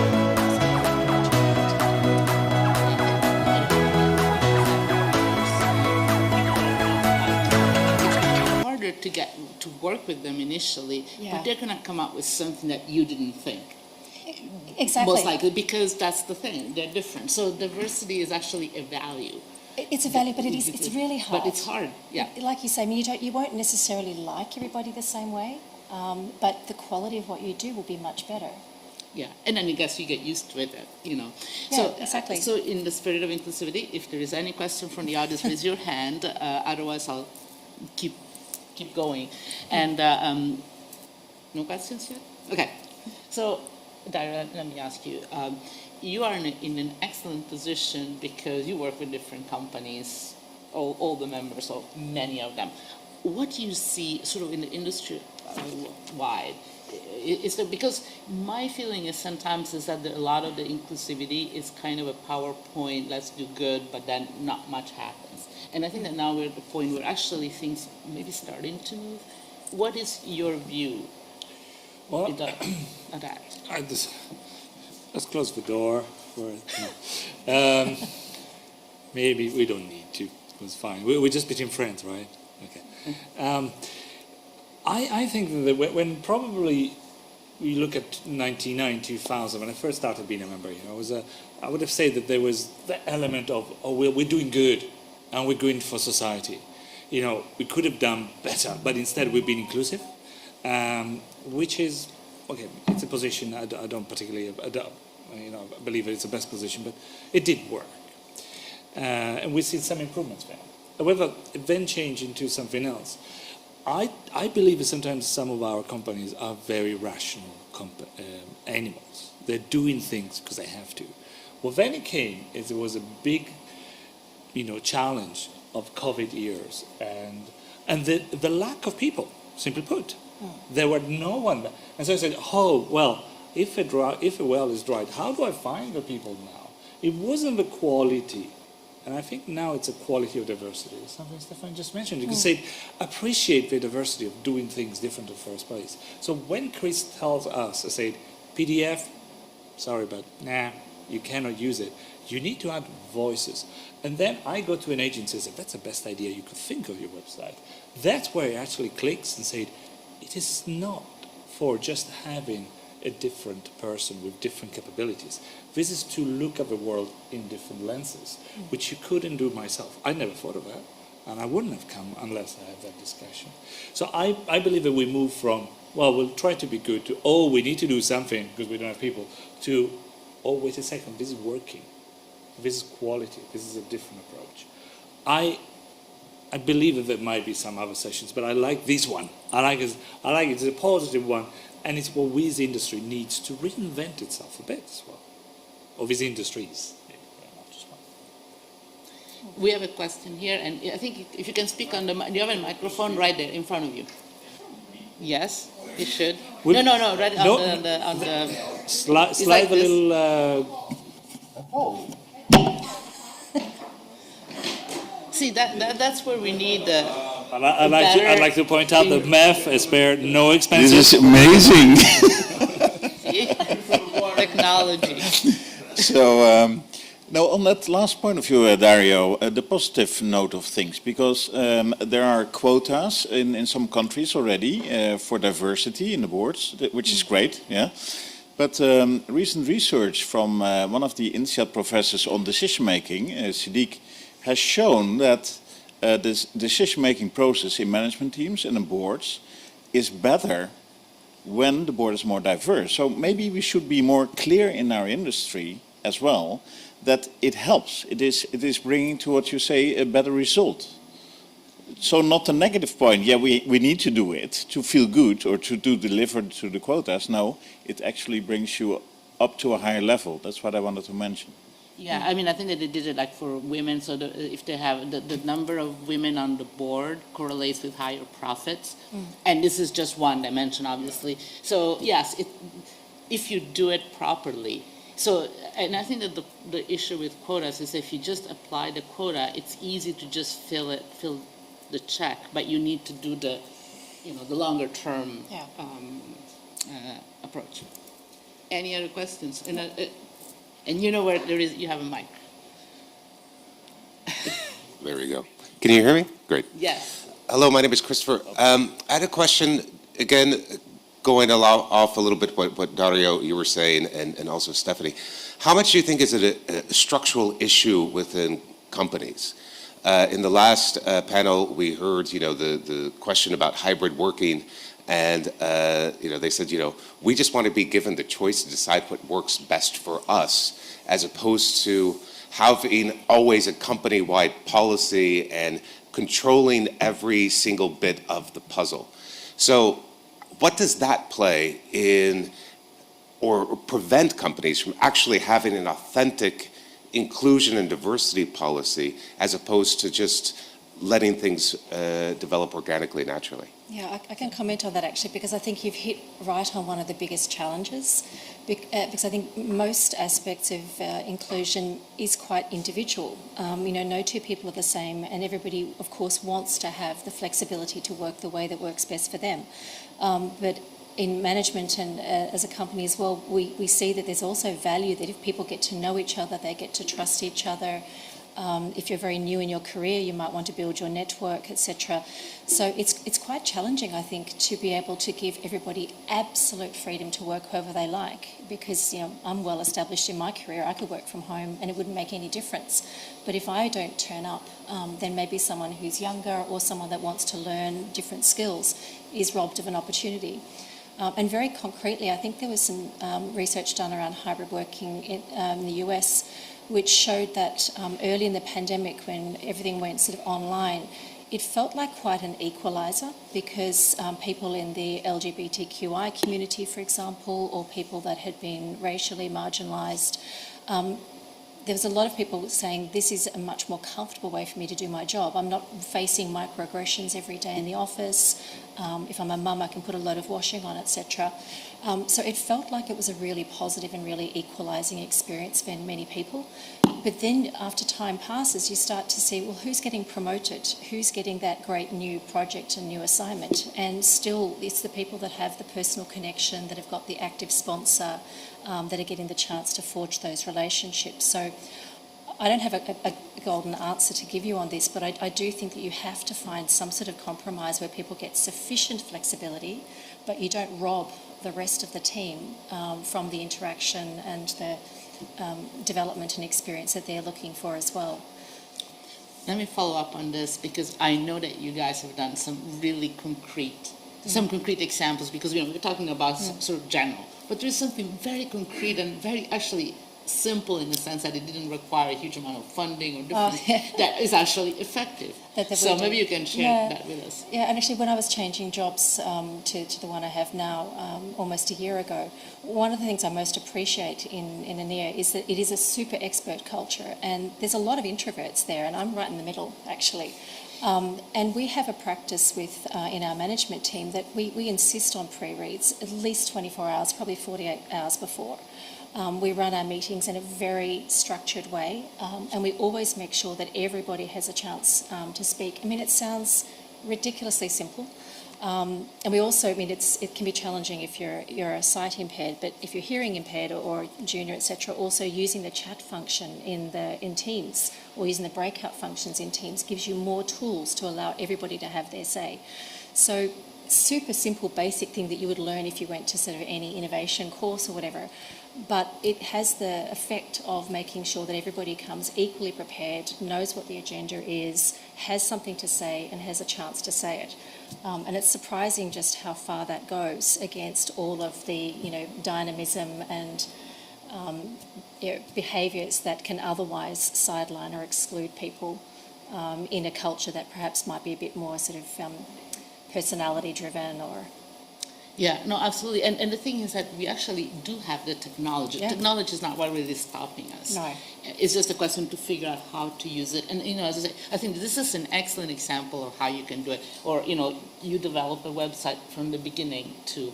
Now, what about you, Dario? What do you see in terms of concrete things that we can do? To conclude on a positive note of let's just... On a positive note and fast. I think the positive note is back to what you were saying before about embracing as a philosophy the diversity. It can bring some quality. I like moderations as well. Of it cannot be that becomes a goal in itself, and we're fighting sometimes ourselves not to templating or stereotyping things, because that's not going to help us out together. This is a company, we need to have a delivery, we need to have schemes. What's the best way of doing it, etc. But I do look like the positive. The cost of doing the new website, it's actually no difference of doing it one way or another. But the openness of mind, maybe, of starting something at the beginning and asking the questions. What else should I think of? How could it be approached different? This is me, but what about somebody else? What kind of expertise I could bring in? I think that is what we need. And unfortunately, I tend to be the bad person that reacts and does lots of things badly, maybe fast. Take a breather. Take your 24 hours. Involve other people. Think of a project starting points in a wider context. I think that's what I hope is going to be my little learning from the last day and talking to you guys in general. come and check on me later. Can I add one tiny comment on that? And it was from an experience when I was in Telia, because you just said, invite people and think early in the process. And one of the most effective things that we did in Telia was actually have advisory groups from within the organisation and also inviting experts from outside the organisation. So we had an LGBTQI council effectively advising us on how to have inclusive strategies. And we had a youth advisory council, etc. And for our product development, we also had a children's advisory board. So I think including people in the discussion from the beginning before you then think about your inclusive practices perhaps is what you're getting at as well. Start very early. Yeah, so we conclude with this Socratic note about, getting, so you try to include people, but to include them, you need to understand them and ask yourself, what does it mean to do it? And I think that this is a very positive conclusion. So thank you, both of you, and thank you all in the audience, live and online. Thank you so much. And it's my turn to say thanks to Monica from Sensophilia. Lovely working with her. I hope to see Monica much more in MEF now that we know you. And thanks again You to won't get rid Stephanie. of me. Yeah, no, very easily. It was good. But also, it's time to remind you a couple of things before you go. First is, we're not finished here. We're going to have some exciting news about the next of the sustainability topics. Going to have Garrett taking over next. But we have half an hour for us to involve a bit of networking, a bit of socializing. You're very welcome to go upstairs, I think, where we have our drinks. Come back.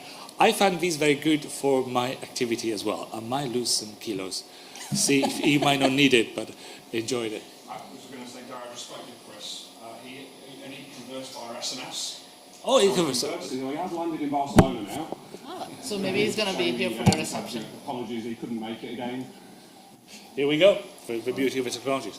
And now, let's converse upstairs, and then we'll reconvene here in half an hour, and we talk of important things on sustainability. Thank you.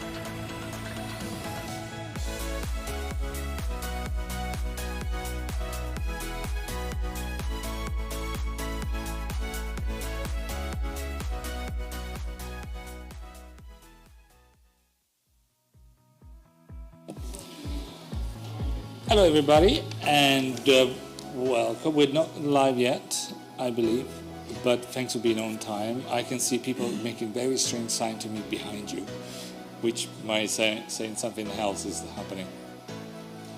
But we'll keep on. I'll keep on talking. I have no problem talking for the next hour. 1 minute.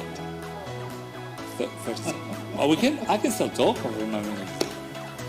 So we have plenty of time for this one because there's going to be a discussion between the two of us and followed by another event we want to be on time. So let's wait a second. 40 seconds. Well, we all count. 40, 39, 38, 37. No, we won't do that.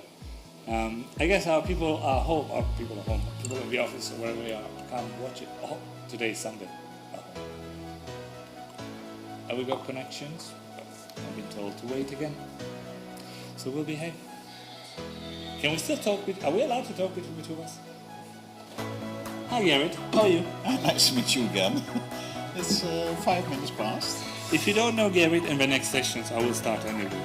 Well, we are probably online as well. We can start. Welcome back. And if you're watching from home, Sunday must be home, or maybe in some part of the world from work. Welcome again. This is our sustainability session. If you've been looking at for the last year of this area within MEF, probably know Garrett Young already. Garrett is a long-time supporter of MEF. Thank you. We already had delivered the cake.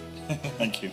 And not only that, recently across the multiple topics we looked at, we've been looking at sustainability, which is part of a mission statement for MEF. So we're very happy that 20 years ago, that word was already built into our DNA. And now you're going to have two sessions. The first one is the two of us. So I will now shut up because you are the moderator. I'm really not introducing you. Yeah. Thank you. Thank you for the introduction, Dario. Like Dario started one of the earlier sessions with a bit of history, I think in 20 years a lot changed in our industry, and I think for the greater good, sustainability has been put on the agenda of a lot of companies, also of MEF members. And tomorrow evening we'll see during the MEFies the first Sustainability Award, which has been I think a great effort of the companies who entered for that award, and there we see that our industry is moving. Dario asked me, after hosting these sessions on sustainability online during the last year, to maybe write a white paper about sustainability. And that was all nice, but he phoned me whilst I was driving to my Christmas holiday. He just came back from his holiday, I'm a nice smartly guy. enough, in the middle of December. But when I was finally driving with my family towards our holiday destination for Christmas, Dario said, well, it would be great if you can deliver this paper for the next MEF sessions at Mobile World Congress. So that has been putting everything a little bit under pressure. A pressure cooker, to be honest, to really deliver something which has a bit of substance, where we put our name as MEF on it. And that comes also with disclaimer, because the sustainability paper, which I'll reveal a little bit in some slides, is, I would say, a kind of a short format of thousands of papers which were produced by the IPCC. Yeah? So the Intergovernmental Project for Climate Change has produced until now more than 17,000 pages about climate change. So if we still have some non-believers of climate change, fine. Maybe I can refer to those papers, but what we are aiming here is to provide a kind of a framework for MEF members. And some of the MEF members are small and medium-sized companies, even micro-sized companies, maybe one person or up to 10 persons, who might not have the access to smart people working on it, or trained people, or being trained themselves, or having a framework how to start. But by research we know that 70% of the emissions globally are coming from companies, enterprises. Yeah? And again, yet 70 to 80% of all the enterprise companies are small and medium enterprises. And these are millions of companies, and we have them as well. And some of the MEF members are also a member of the ITU or of the GSMA, that's all fine, and they have the working groups. And therefore we thought with MEF we also will drive this project. So I will now go to some slides to lead you briefly through this. Yeah, that's us. Climate guide. Just some pictures in more than thousands of words. The climate guide, you can find it online on the website of MEF, and if you are a member you can download it. It's very easy in a PDF, so we'll keep updating it. And if you find anything which is maybe up for additional wording or changes, just let me know, and we'll work on that. So we constantly keep renewing it, updating it, because data of course gets old, yeah? It needs maybe be refreshed, but after all we think that having this document can help you to get going. Why is it needed? So that's the first answer. CO2 carbon emissions are there, yeah? They have been put in our atmosphere, but every day, year on year, we still are putting more CO2 in the atmosphere. Now, the atmosphere always sounds very big and large, but let's keep in mind, it's only 12 km. When you fly home, yeah, you're on the top of that properly. Yeah? So if you drive on the highway for 5 minutes, already you have passed that cushion. Yeah? And that's a blanket where we keep on putting in more carbon dioxide. And that's the problem, because the carbon dioxide will stay there for some 40% of it will stay there longer than 100 years. So year on year, and you can read this in the report, still we grow our emissions with about 5%. That's not good. And after our presentation, we'll have a new MEF member, Pandis, who will talk a lot about refurbishing and trading in handsets. It's a very important initiative in our industry. Why? Because we as an ICT industry have to of course reduce our own emissions. Some research say that about 2% of the global emissions come from the ITC sector. But we have the unique possibility as ICT sector to help other sectors reducing their emissions. Yeah? And that's calculated at about 20% of the total emissions by 2030 can be reduced, yeah, because of us. And we as MEF members can do a lot. Yeah? So that if we continue, we have the red color, and red is never good. Yeah? We in the management we always think that green is better. So at least we have to stay on a trajectory to not warm our planet more than 1.5 degrees. Yeah? So that is the target. Now, this is what I just mentioned. About 50 billion metric tons of CO2 are emitted annually on a global level. That is a lot.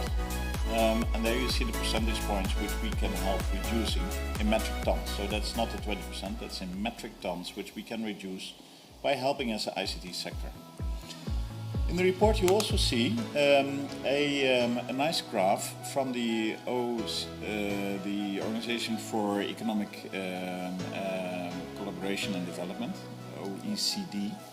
There are a lot of abbreviations when you go into let's say the emissions and the emission reductions, but what you clearly see, and this is the reason why we also should work on it, is that on one side, on the left side, you see that there are specific reasons why climate needs to be addressed on the strategic level within the companies. Yeah? It needs to be addressed because in the end it will impact profit and loss, the balance sheet and the cash flow statement. Why? Because climate, I would say, events can impact your business, can impact your customers, but also the new policies will drive your company or can drive your company to be more active. Or it could be that your suppliers are demanding suddenly that you also will be compliant in your reporting. So there are different, let's say, or even there can be people on the street in front of your office demonstrating. It can ruin your image. So there are a lot of negative points why you have to stop working, but also there's an opportunity. There's also a positive side of it. It can drive your income if you have climate-friendly products, and therefore, in the end, we believe that the economic factors should be filtered in. Climate can impact your company, but as I mentioned, we have an opportunity, so it can also impact it positively. Some nice tools are mentioned in the paper. You see here a tool from Normative, which you can use to calculate your own emissions. And also some low-hanging fruits if you have a tree there. The blue ones are the easy ones selected where you can start with. So it's kind of a practical guide. Just get going on this, setting your own solutions and then setting your, I would say, targets. Yeah? And targets, having a target is good, but then you should embed it in your organization. What you see here is a graph from the Boston Consultancy Group together with INSEAD. They did research for the larger companies how climate is embedded within the organizations. And there are different ways to do that. And in the document you will read that you can embed it via one person, kind of a champion, but also you can have different stakeholders working in your company. Now, if you're an SME, typically you might not have a board. Maybe you have a shareholder, but you maybe have no supervisory board. So then you can take the same setup within your own organization, in your own board, whereby different people in the organization will work on embedding the climate strategy. Yeah? So that can be, again, one person leading it as a champion. I'm always a bit against that concept because that person can take another job, yeah? And then you lose the whole momentum maybe. So embedding it maybe with different people in your organization, and there's some hints on that, what the CFO can do in digging out the invoices when it comes to the electricity bill or the gas bills. It can be the product director who can work on new products and services. It can be the HR director who helps to have incentives for maybe not driving home, taking public transport. So embedding it in the organization is key. Then when it comes finally in the report to the reporting, the Climate Hub is a tool which can be used by CDP, and there it is advised to just focus on 3 different modules of measuring at first. That's your first step, just measure how much output you have, commit to a target, and then make an action plan. So that is the core modules to work on first, and thereafter you can then work on others. So that is a bit of a, I would say, a very brief snapshot on what we created, and I think it is there for you and it's there to grow. We have seen different sessions of different members who have been sharing their great projects. Earlier in this room we had Colt Telecom who explained very nicely what they did. We have seen Isabel about the Green Hub. So there's a lot of activities which are there already in the industry, and I think it would be good that we have, besides this climate guide, also a next guide with practical examples which can be duplicated because we are a global organization, and what works for you maybe here in Spain, and what works maybe in Europe also can be transported to other regions in the world. So that is where we are today, and that's a brief introduction, Dario. Well, thank you, and if everybody been listening to the story, you've seen how one of my secret managerial skills or way of getting things done, call somebody on his way to his Christmas vacation in front of a family and say, please do it for the industry, do it before MWC, and he said yes. Now, he used that against me later when he called me and said, Unfortunately, it's all ready now, but you've got 24 hours to read the entire paper. And are you on holiday? I'm so sorry. I did it. So I learned. But the paper was really good. Still is. You can still download it. Unfortunately for me, it wasn't just good. I went through it. It just made me realize that MEF was the first company that is an SME and had to do that. And I hadn't done. I had not done on our measuring first steps. Did I measure? I was talking about it. So then the day after, I was doing it at night. You received it in there. The day after, I went and started that. The good news is, as we mentioned, if you're part of the ITU, if you're part of GSMA, there are schemes. And if you're a smaller SME as well, we're very happy to tell you that you can do it too. Download this report. It might help you. There are lots of tools for starting and taking action. Now, and double thanks for we can become some Telenor, definitely not an SMEs in the world, but yet put his efforts in doing this. So thank you for putting that there. Oh, we have a question. Oh, it's a surprise question from Isabel. We were not waiting for that. Could you use a microphone there so they can hear from home as well? Hello. Yes. Yeah. Actually, it's not a question. It's an idea. Because as you know now, I like to act, and little actions make a big difference in the end. I have an idea for the MEF, because a lot of the sustainability or the carbon emission from our industry is the cloud. And everything we pump into the cloud, our emails, our pictures, everything, our files. And that's the first thing we can work on, actually.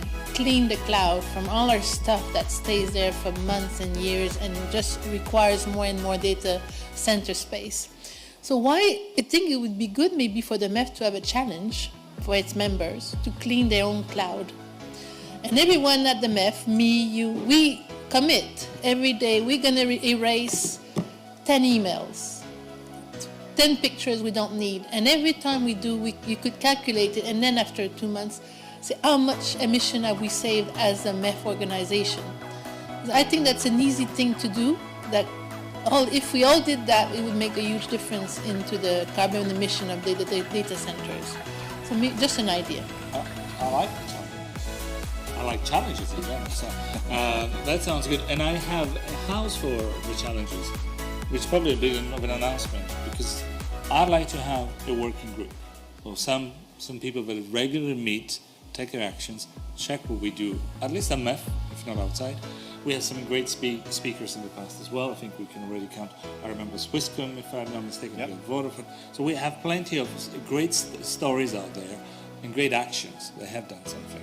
Let's put it together. I like that. And other members, I'm probably a spoiler for a working group, and we need to, is asking, how do I know which of my communication is more measure better in the scalability of agreement net zero? Is it an SMS better than an email?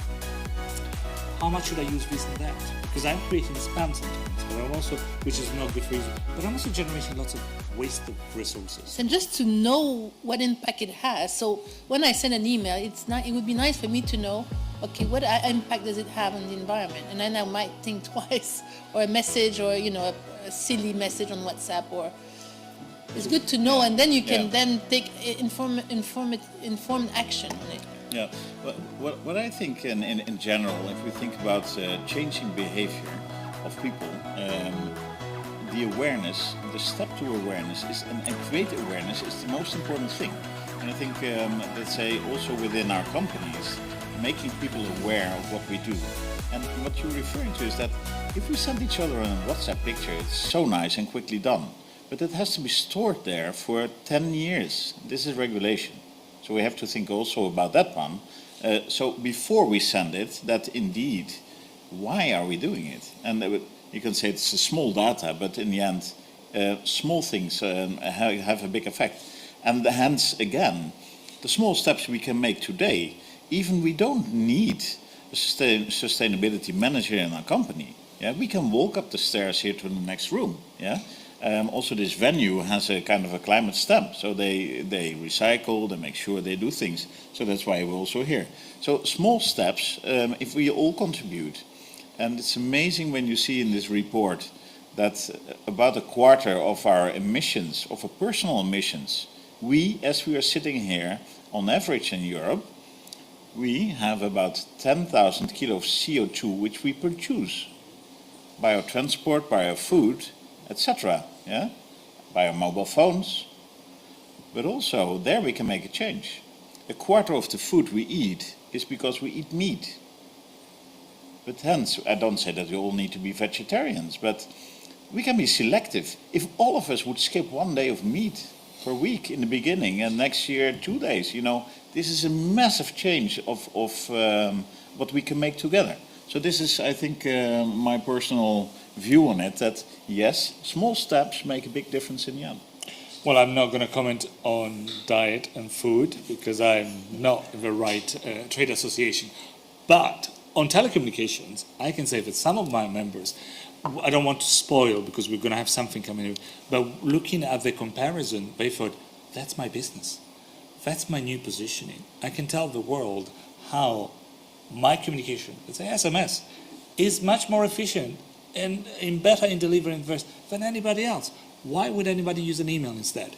And that turned completely around the story. Not just about, oh, you need to change your life, let's be good. No, I need to make more money and be sensitive to the issues to the planet right now and to the issues that are close to my customers right now.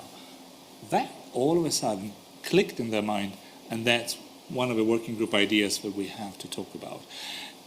As I said, this is the house of telecoms, and I'd like to talk about what we can do about it. Some people are seeing great potential for their competitive advantage as well. So why not using it, I say. We have a question. No, we have 3 minutes, Ben, not a 3 question. questions. Chances for you to have questions, or we can talk about your thing. Should we take out all the food, all the downstairs? I have about 50 kilos of steaks coming. I'm worried. What kind of role do you think that the industry can do in terms of educating? Because I really like your point that I don't know how much carbon my email emits or my Instagram account emits. So do you think there is some way in which technology or software could be developed, and that's something that the industry could kind of lead to actually help educate us, so that actually when I do that, I have a bit, because I think if I understood it, I'd probably be a bit more careful. In the same way as I completely agree with you, I understand the impact of my diet, therefore I don't eat meat. That's the change I've made. I still send emails though. I still use Instagram. Yeah.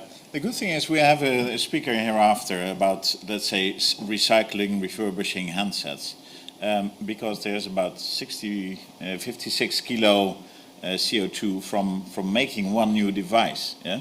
So longevity of devices is one thing, and recycling of our materials is another one. But I think on your note, what can we do to make people more aware of our behaviors? Yeah, a lot is done.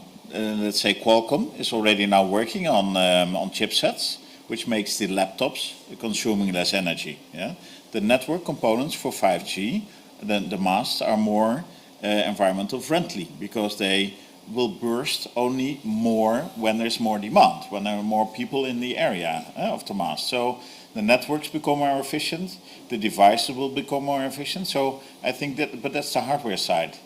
But the soft factor ourselves, that is something which is maybe the most difficult last end to change as well. So we have to put it into the hands of the consumers, of our end customers, and communicate. And I think there's a lot of value there. We'll come back to the last question, but partly because I would say I've changed my diet a bit as well. Maybe I wasn't as successful as realizing how much the single email was sending. And that, when I was told that, by the way, I realized that the CCs for me should not exist anymore. And that's because I'm sure that if I CC you, you don't care. Tell me if have you ever, do you miss any of my emails? Oh, you're breaking my heart. But yes, that's one of the things, how easily for me was to make that change. And sorry if and that was just a question. I'm sure I made so many of you happy meanwhile as well. But we had other questions. Yeah?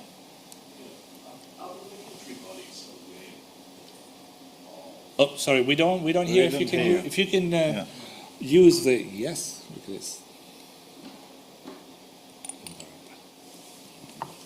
Yeah, that's better. Are the regulatory bodies aware the impact they have on enforcing greater time periods of being able to keep data in that cloud? Can they actually, if they're conscious of it, can they actually have a positive impact by reducing some of the requirements of keeping data for a certain period of time? Do you want to? Maybe we as MEF have not talked about it. I know, for instance, that there are issues in the different countries where we worked on, and they're usually linked on safety and other issues, security, lawful interactions with agencies that might want to know 5 years from now what you have done and so on. Difficult to change, but not impossible. Not impossible. But I think what's even faster to change is our personal request some of these services. Do I want to have all of my pictures kept for the next 20 years? Will I ever be able to use them as they are? Because I cannot. How can I make sure that there's a clear up happening sometimes? How can that be? I think that's the kind of thing we right now could probably make a difference. But you're right. Maybe we should have a table with the regulators that we do have and say, why are you not looking at this? Why isn't that part of your agenda? I'm afraid our 3 minutes are running out, but we had a couple of minutes. Yeah, we had one. Yeah, more too. Yeah. Hello. Really, just on the recycling phones, I went into a venture 4 years ago with Foxconn's recycling factory, the one in China where they recycle mostly Apples, a lot of the Android devices, etc. And I got a view of the volumes that were going through there were massive. And even through that massive organisation, it was a very, very low percentage of the ones that were being recycled and rebuilt in back rooms around the world. I mean, I was doing sort of tens of thousands of phones a week, yeah, and that was minuscule. They were all going into the insurance companies and whatever. There's a huge black market in that, which I don't know how you're going to control. Yeah, we'll see some figures hereafter. On that note, that percentage is growing rapidly for several reasons, mainly also because of the awareness. But interestingly enough, this summer Foxconn had to close its factory because the Yangtze River had too low water because of the hot temperature in China. So it's amazing how it even impacts themselves. Yeah. But that's a clear point. We had one more question in the end. Yeah. Yeah. The question I had was how to make sustainability sustainable, because it can be very costly for a telco actually to be highly sustainable, and so there's probably, and I'd like to know what you think about it, there's probably a business case for finding the right way to be sustainable, looking at the right way to do it. Now there are some, let's say, other natural incentives like rising energy prices, which are also, forcing telco to rethink how they spend, on energy, and therefore how to limit, which has a positive impact on sustainability. But there is probably also a question around the business case, how to make it viable for telco, where to start, how to do it, etc. Yeah. I know that Vodafone, for the whole network, they are already running on sustainable, let's say, green energy, but they had to pay over the last year 1 billion extra. Why? Because the leveled energy pricing. So was that filtered in the business case? No, it's not. So natural disasters, supply chain problems, economical problems are feeding into that business case. But in the end, we have to be flexible. We have to think forward. So how sustainable is sustainability? Sometimes it's not, but we have to go there and we have to do it. Maybe we have to reverse the question, what would happen if we would not be sustainable? Yeah? What is the cost of not being sustainable? Which can be a negative point as well. Yeah. And I would say it's an interesting question, how to manage it. At the same time, talking about the easy pick, or maybe not so easy, but evaluations is how much electricity do telcos use? We've seen it last year. When the price of electricity went through the roof, it was painful, very painful. And efficiency all of a sudden has become much more important.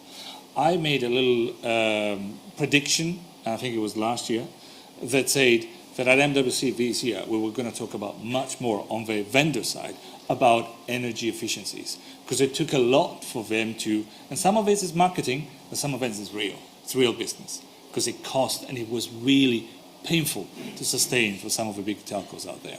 So that's a part of a good sustainability that should be here for future as well. But not everything is gold, as you say. I do agree with that. I'm going to be kicked out of his table because more interesting people need to come here. But thanks for having me again. But thanks here. I'm just representing the interest of our 197 members. Just good news. One more just arrived. And on the topic. And thanks for Gerrit Jan for managing and working on a working group. If you remember, join us. Let's discuss this. Let's make those much more approachable, usable, and actually a challenge for all of us to do more of it. Yes. Thank you.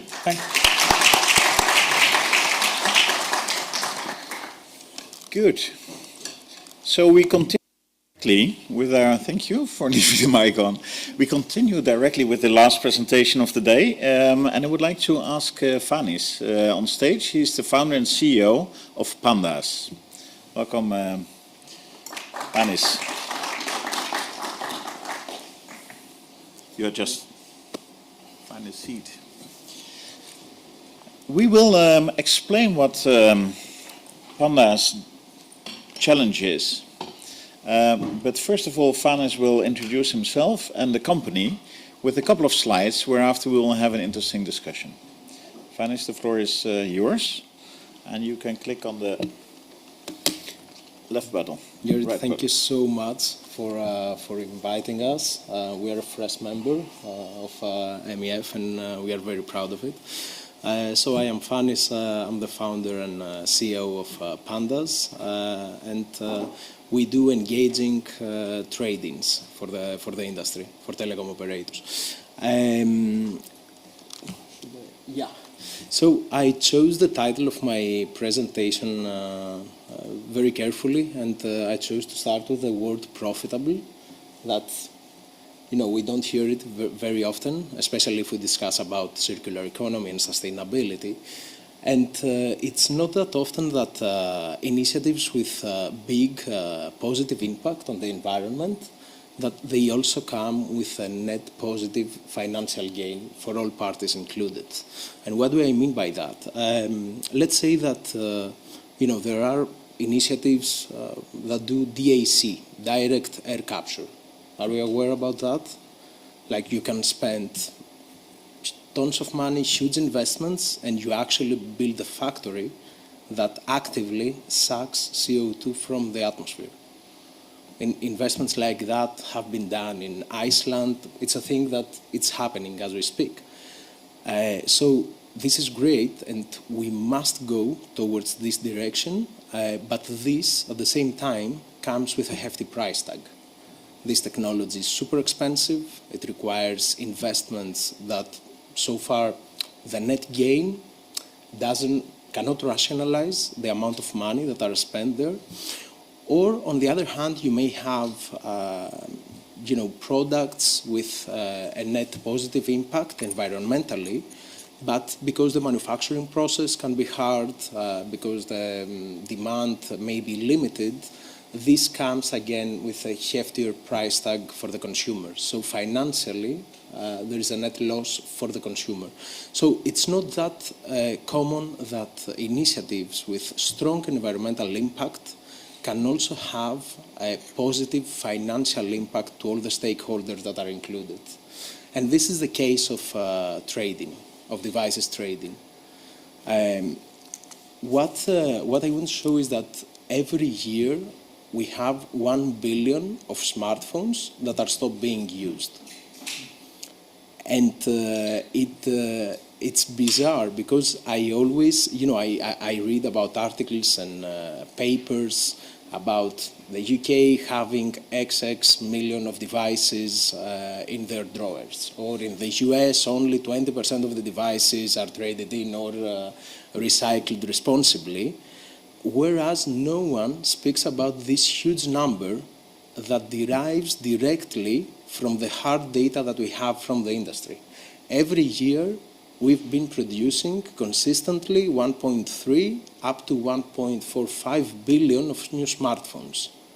It's as simple as that. If you see just the number of the active smartphones from the telecom operators, it increases only by 0.3 billion every year.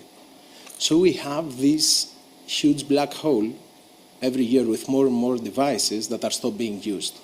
Of course, some of these devices have come to their end of life.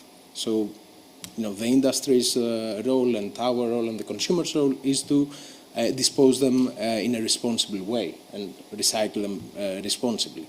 But many of these devices can change hands, because if you think on a macro level, this is a huge financial asset. We are talking about billions or hundreds of millions of devices every year, forgotten in drawers after you stop using them. And if you multiply this number every year with an average value, I'll give it 40 or 50 bucks, because you also have very low-end devices. This is a huge financial asset that is slipping out there. Apart from that, it's also an environmental hazard, because if you forget about these devices for many years, higher are the chances that these devices won't be disposed in a responsible way. And as we've seen from, the font is not loaded correctly, so sorry about that.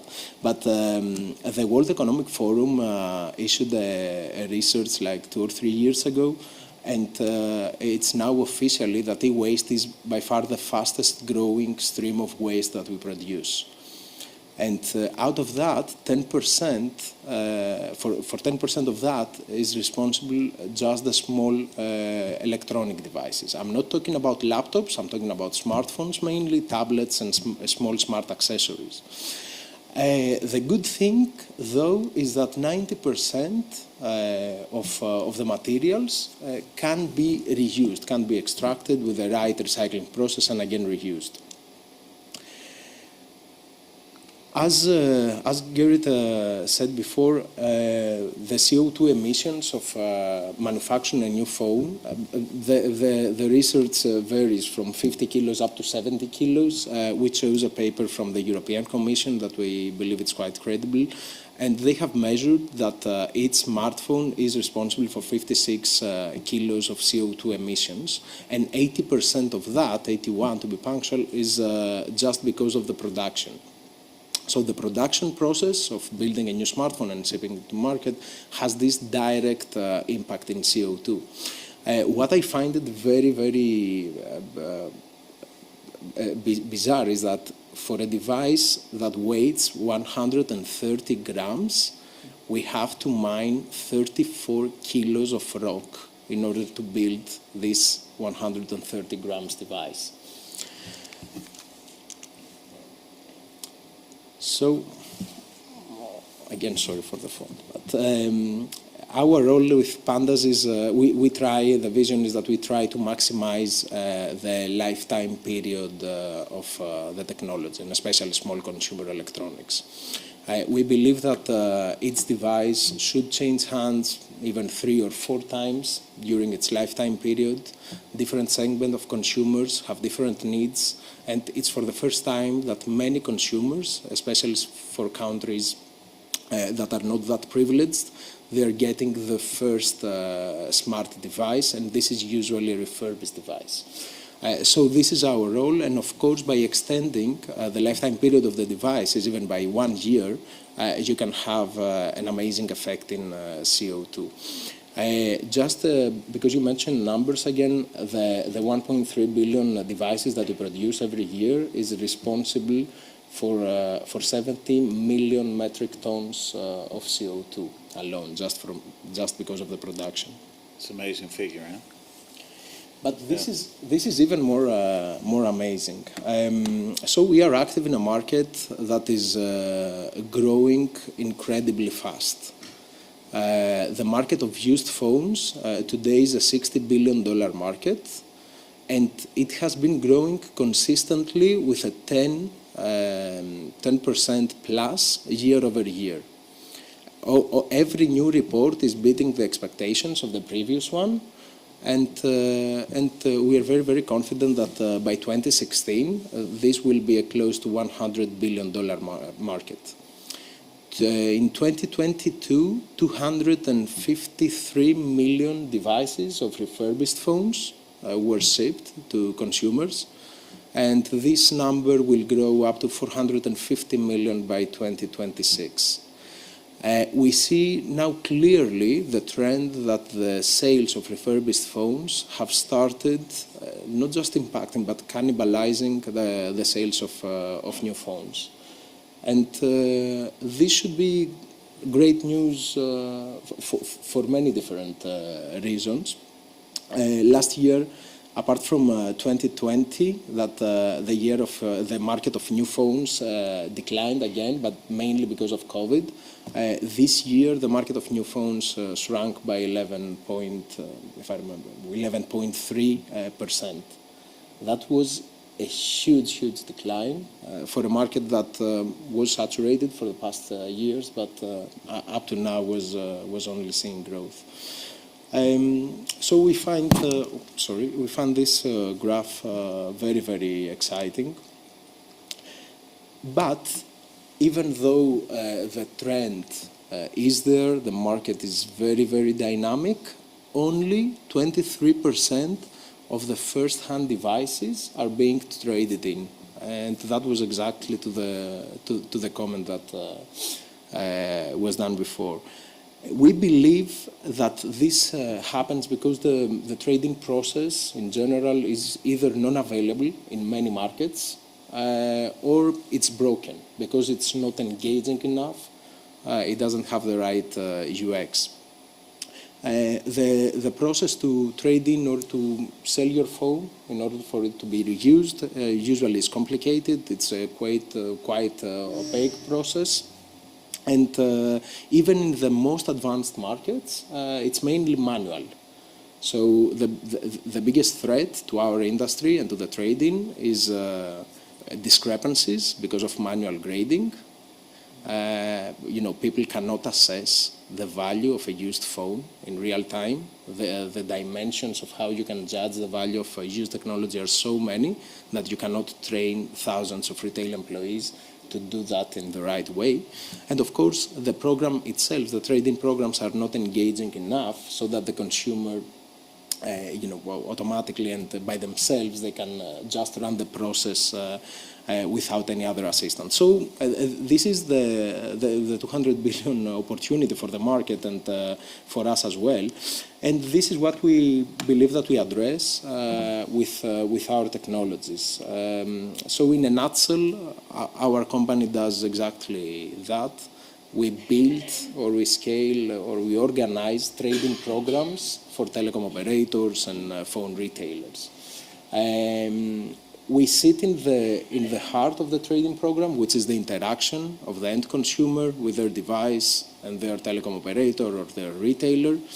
And we organize all the stakeholders, the value chain, within this process.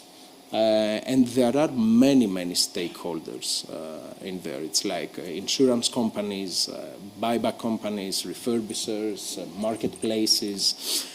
So we are working together with the telecom operators. We give them our platform and our tools in order for them to launch very effective and very engaging trading programs.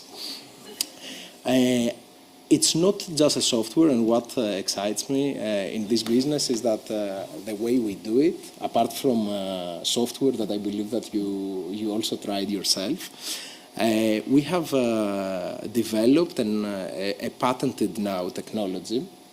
And the way we do it is that we build hardware, either in a miniaturized form, like a mini station, or an ATM that is completely autonomous. And the consumers can just walk in, drop off their phone, and we have found a wireless way to identify any kind of device and assess its condition. So within a couple of minutes, without asking the user to do anything else on their device, we can identify that this is the model, the device is not stolen, these are the scratches, etc., etc. And algorithmically, we can put a value in real time, a binding value for this device. And these are the different tools that we use in order to set up a trading program. And from that, of course, we use our toolkit in order to create custom journeys based on the needs of the partner, based on the needs of the telecom operator. Because, different partners may have a strategy that they want the consumer to visit their nearest location. Other partners may request that they want the phones to be mailed in, etc., etc. But we provide all the tools and the custom journeys in order for our partners to do that. The interesting thing is what happens with the devices after that, because the most difficult mission is, again, to engage with the consumer that has the device and get the device back. So there is one step of the process, which is assessing the true value, and then, depending on the type of the inventory, you may have different routes for different devices. And what I mean about that, of course, you have the devices that they have reached the end of life. So these devices must be recycled responsibly in recycling facilities that they know how to treat e-waste and consumer electronics, because it has nothing to do with the aluminum can or glass and newspapers. It is way more complex.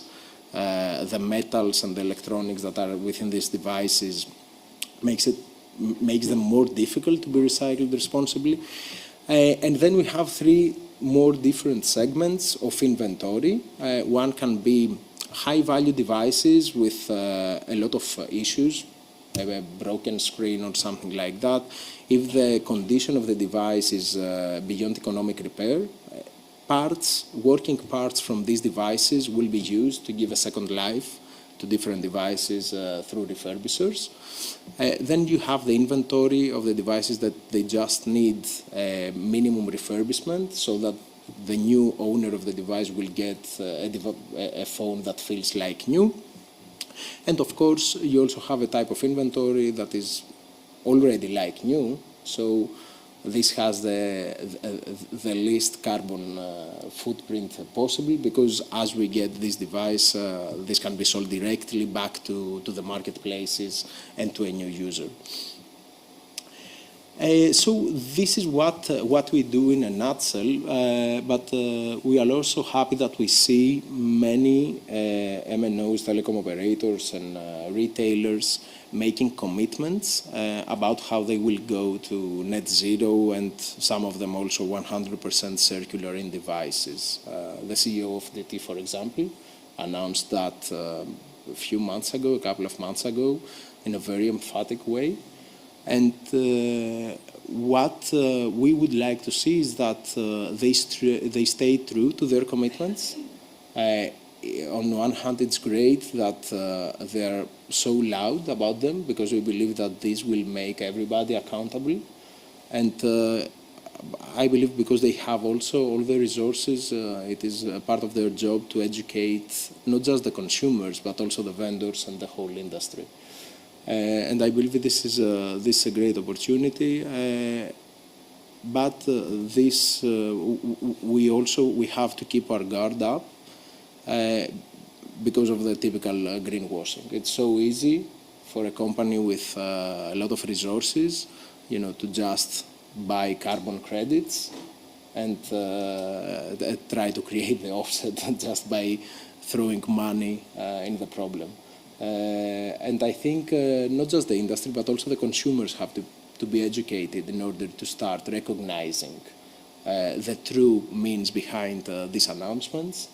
And but so far though, we are quite happy from the commitments that we've seen. More than 50 of the biggest telecom operators have made commitments towards net zero by 2030, 2040. And that was about it. Again, we love circular markets, regardless the vertical. We believe that this is the right way forward, and circular markets have the potential to create a true triple win for the industry, for the consumer, and for the environment. Yeah, absolutely.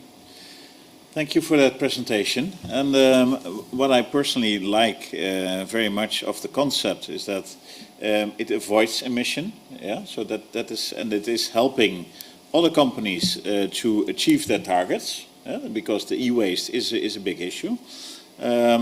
I tried it. I have a refurbished phone myself already for years. Yeah, I tried your application. So online you can check. The application is checking whether your screen is working, whether the microphone is still working, whether still the cameras are working on two sides.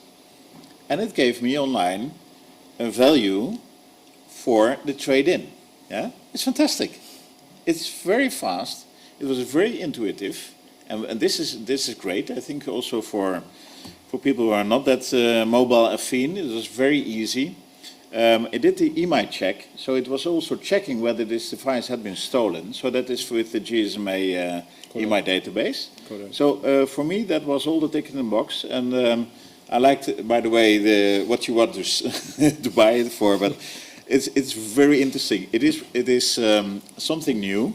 My question to you would be, if you see the market opportunity, which is huge, and the operators who are willing to go there. How are you going to bridge from where you are? You are operational now in Greece. You work with different operators, but how are you going global? Is that that's a huge opportunity, but also a challenge, I think.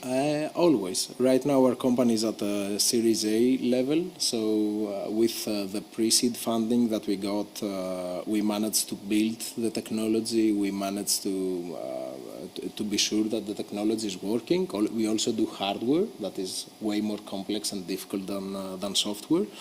But now we have closed the Series A funding round from very strategic people within the industry. Our hardware solutions are not live just in Greece. We even have hardware live in Japan, in Tokyo, for example. But now it's 2023 is the year that we scale. We have managed to hire and onboard a very strong leadership team with amazing track record. And it's always, you have to invest first before you can truly scale. And again, the hardware element always makes the things more complex, or it may be a little bit more capital intensive. But we believe that it makes sense for us to scale that way. But I hope that the end of 2023 will find us live in 5 or 6 different markets. Yeah, fantastic. Any questions from the audience? We just have time for 1 or 2. Yeah, please.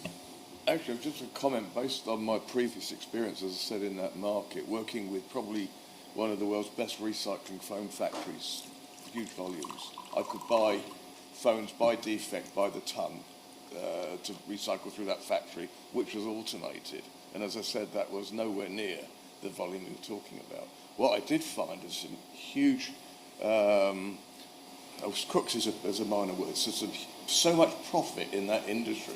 I really endorse what you're doing, in other words, to get the telecoms providers.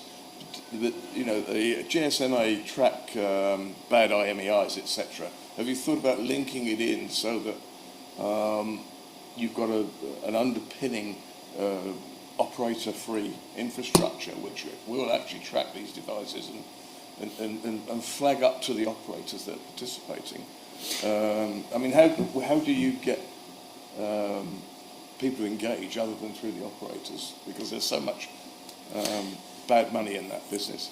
There are 2 different paths and channels for this industry. One is the direct-to-consumer, so you place ATMs in retail-neutral environments and you try to guide to guide the consumers directly to interact with your technology. But we believe that, especially the telecom operators, they have the power to engage with consumers because they can, if they spend part of their retention budget for increasing the face value of the used device, this can create offers that you cannot compete with that. And it is such a simple decision from the telecom operators. Instead of spending the $700 that they may have for retention, if they decide to just spend half of it or even a third of that into increasing the trading value that they want to give to their customer in order to keep them happy for a 24-month plan or whatever the next activation goal it may be, this is what creates unbeatable offers. And we believe very, very, very much into that. It's a great opportunity. Final question we had? Yeah, so this is really interesting. Clearly you want to recycle as much as you can, but when I sort of think about the sort of like usage and, isn't the best thing not to change your phone for a long time? So keep your old phones using instead of recycling it. But at some point, if we kept going that way, first of all, it's not really good for the industry. We need to sell. We need people to get the 5G phone. So how do we get this kind of balance? Because clearly, use less the service, you save. It's better. But we don't really want to go that way. I completely got it, but we believe that the balance comes with the trade-ins, because you will never get a professional that is so demanding from their device. For example, I work on my device maybe 11 hours per day. I'm not effective enough if my device starts getting laggy or the battery does not perform as it wanted to be. But if the trading ratio that we showed before goes beyond 50%, 60, 70%, then other segment of consumers that either they cannot afford a $2,000 device, the price tag especially for flagship phones, iPhone started with $600, the best that you could get. Now it's close to 2,000 euros. So different segment of consumers have different needs and different budgets. Devices that go through Panda's platform end up, for example, in Morocco and Marrakesh. And if you see the device, you may say, oh, there's no way that this device has value to anyone. Spend $25 in order to be online. And they are more than happy with that. And us and the industry activating this part, because you cannot create a $15 smartphone today with today's technology. But it's okay if you enable users to get online, even with devices that are traded in and are of a lower value. As of now, I think 3.4 billion consumers have smartphones. So we have 3 more billion that they can't even access the technology. Yeah. Okay, on that note, thank you very much for your questions. Thank you very much for being with us on a Sunday afternoon at 5:30. We will have a wonderful networking session outside of this room. For now, I would like to thank Fanis for this fantastic, inspiring presentation, really. Thank you so much. And welcome as a new member of MEF, and I think you will make the most out of it over the next years with us. So thanks for being us, and a big applause for Fanis. Thank you very much. Thank you very much.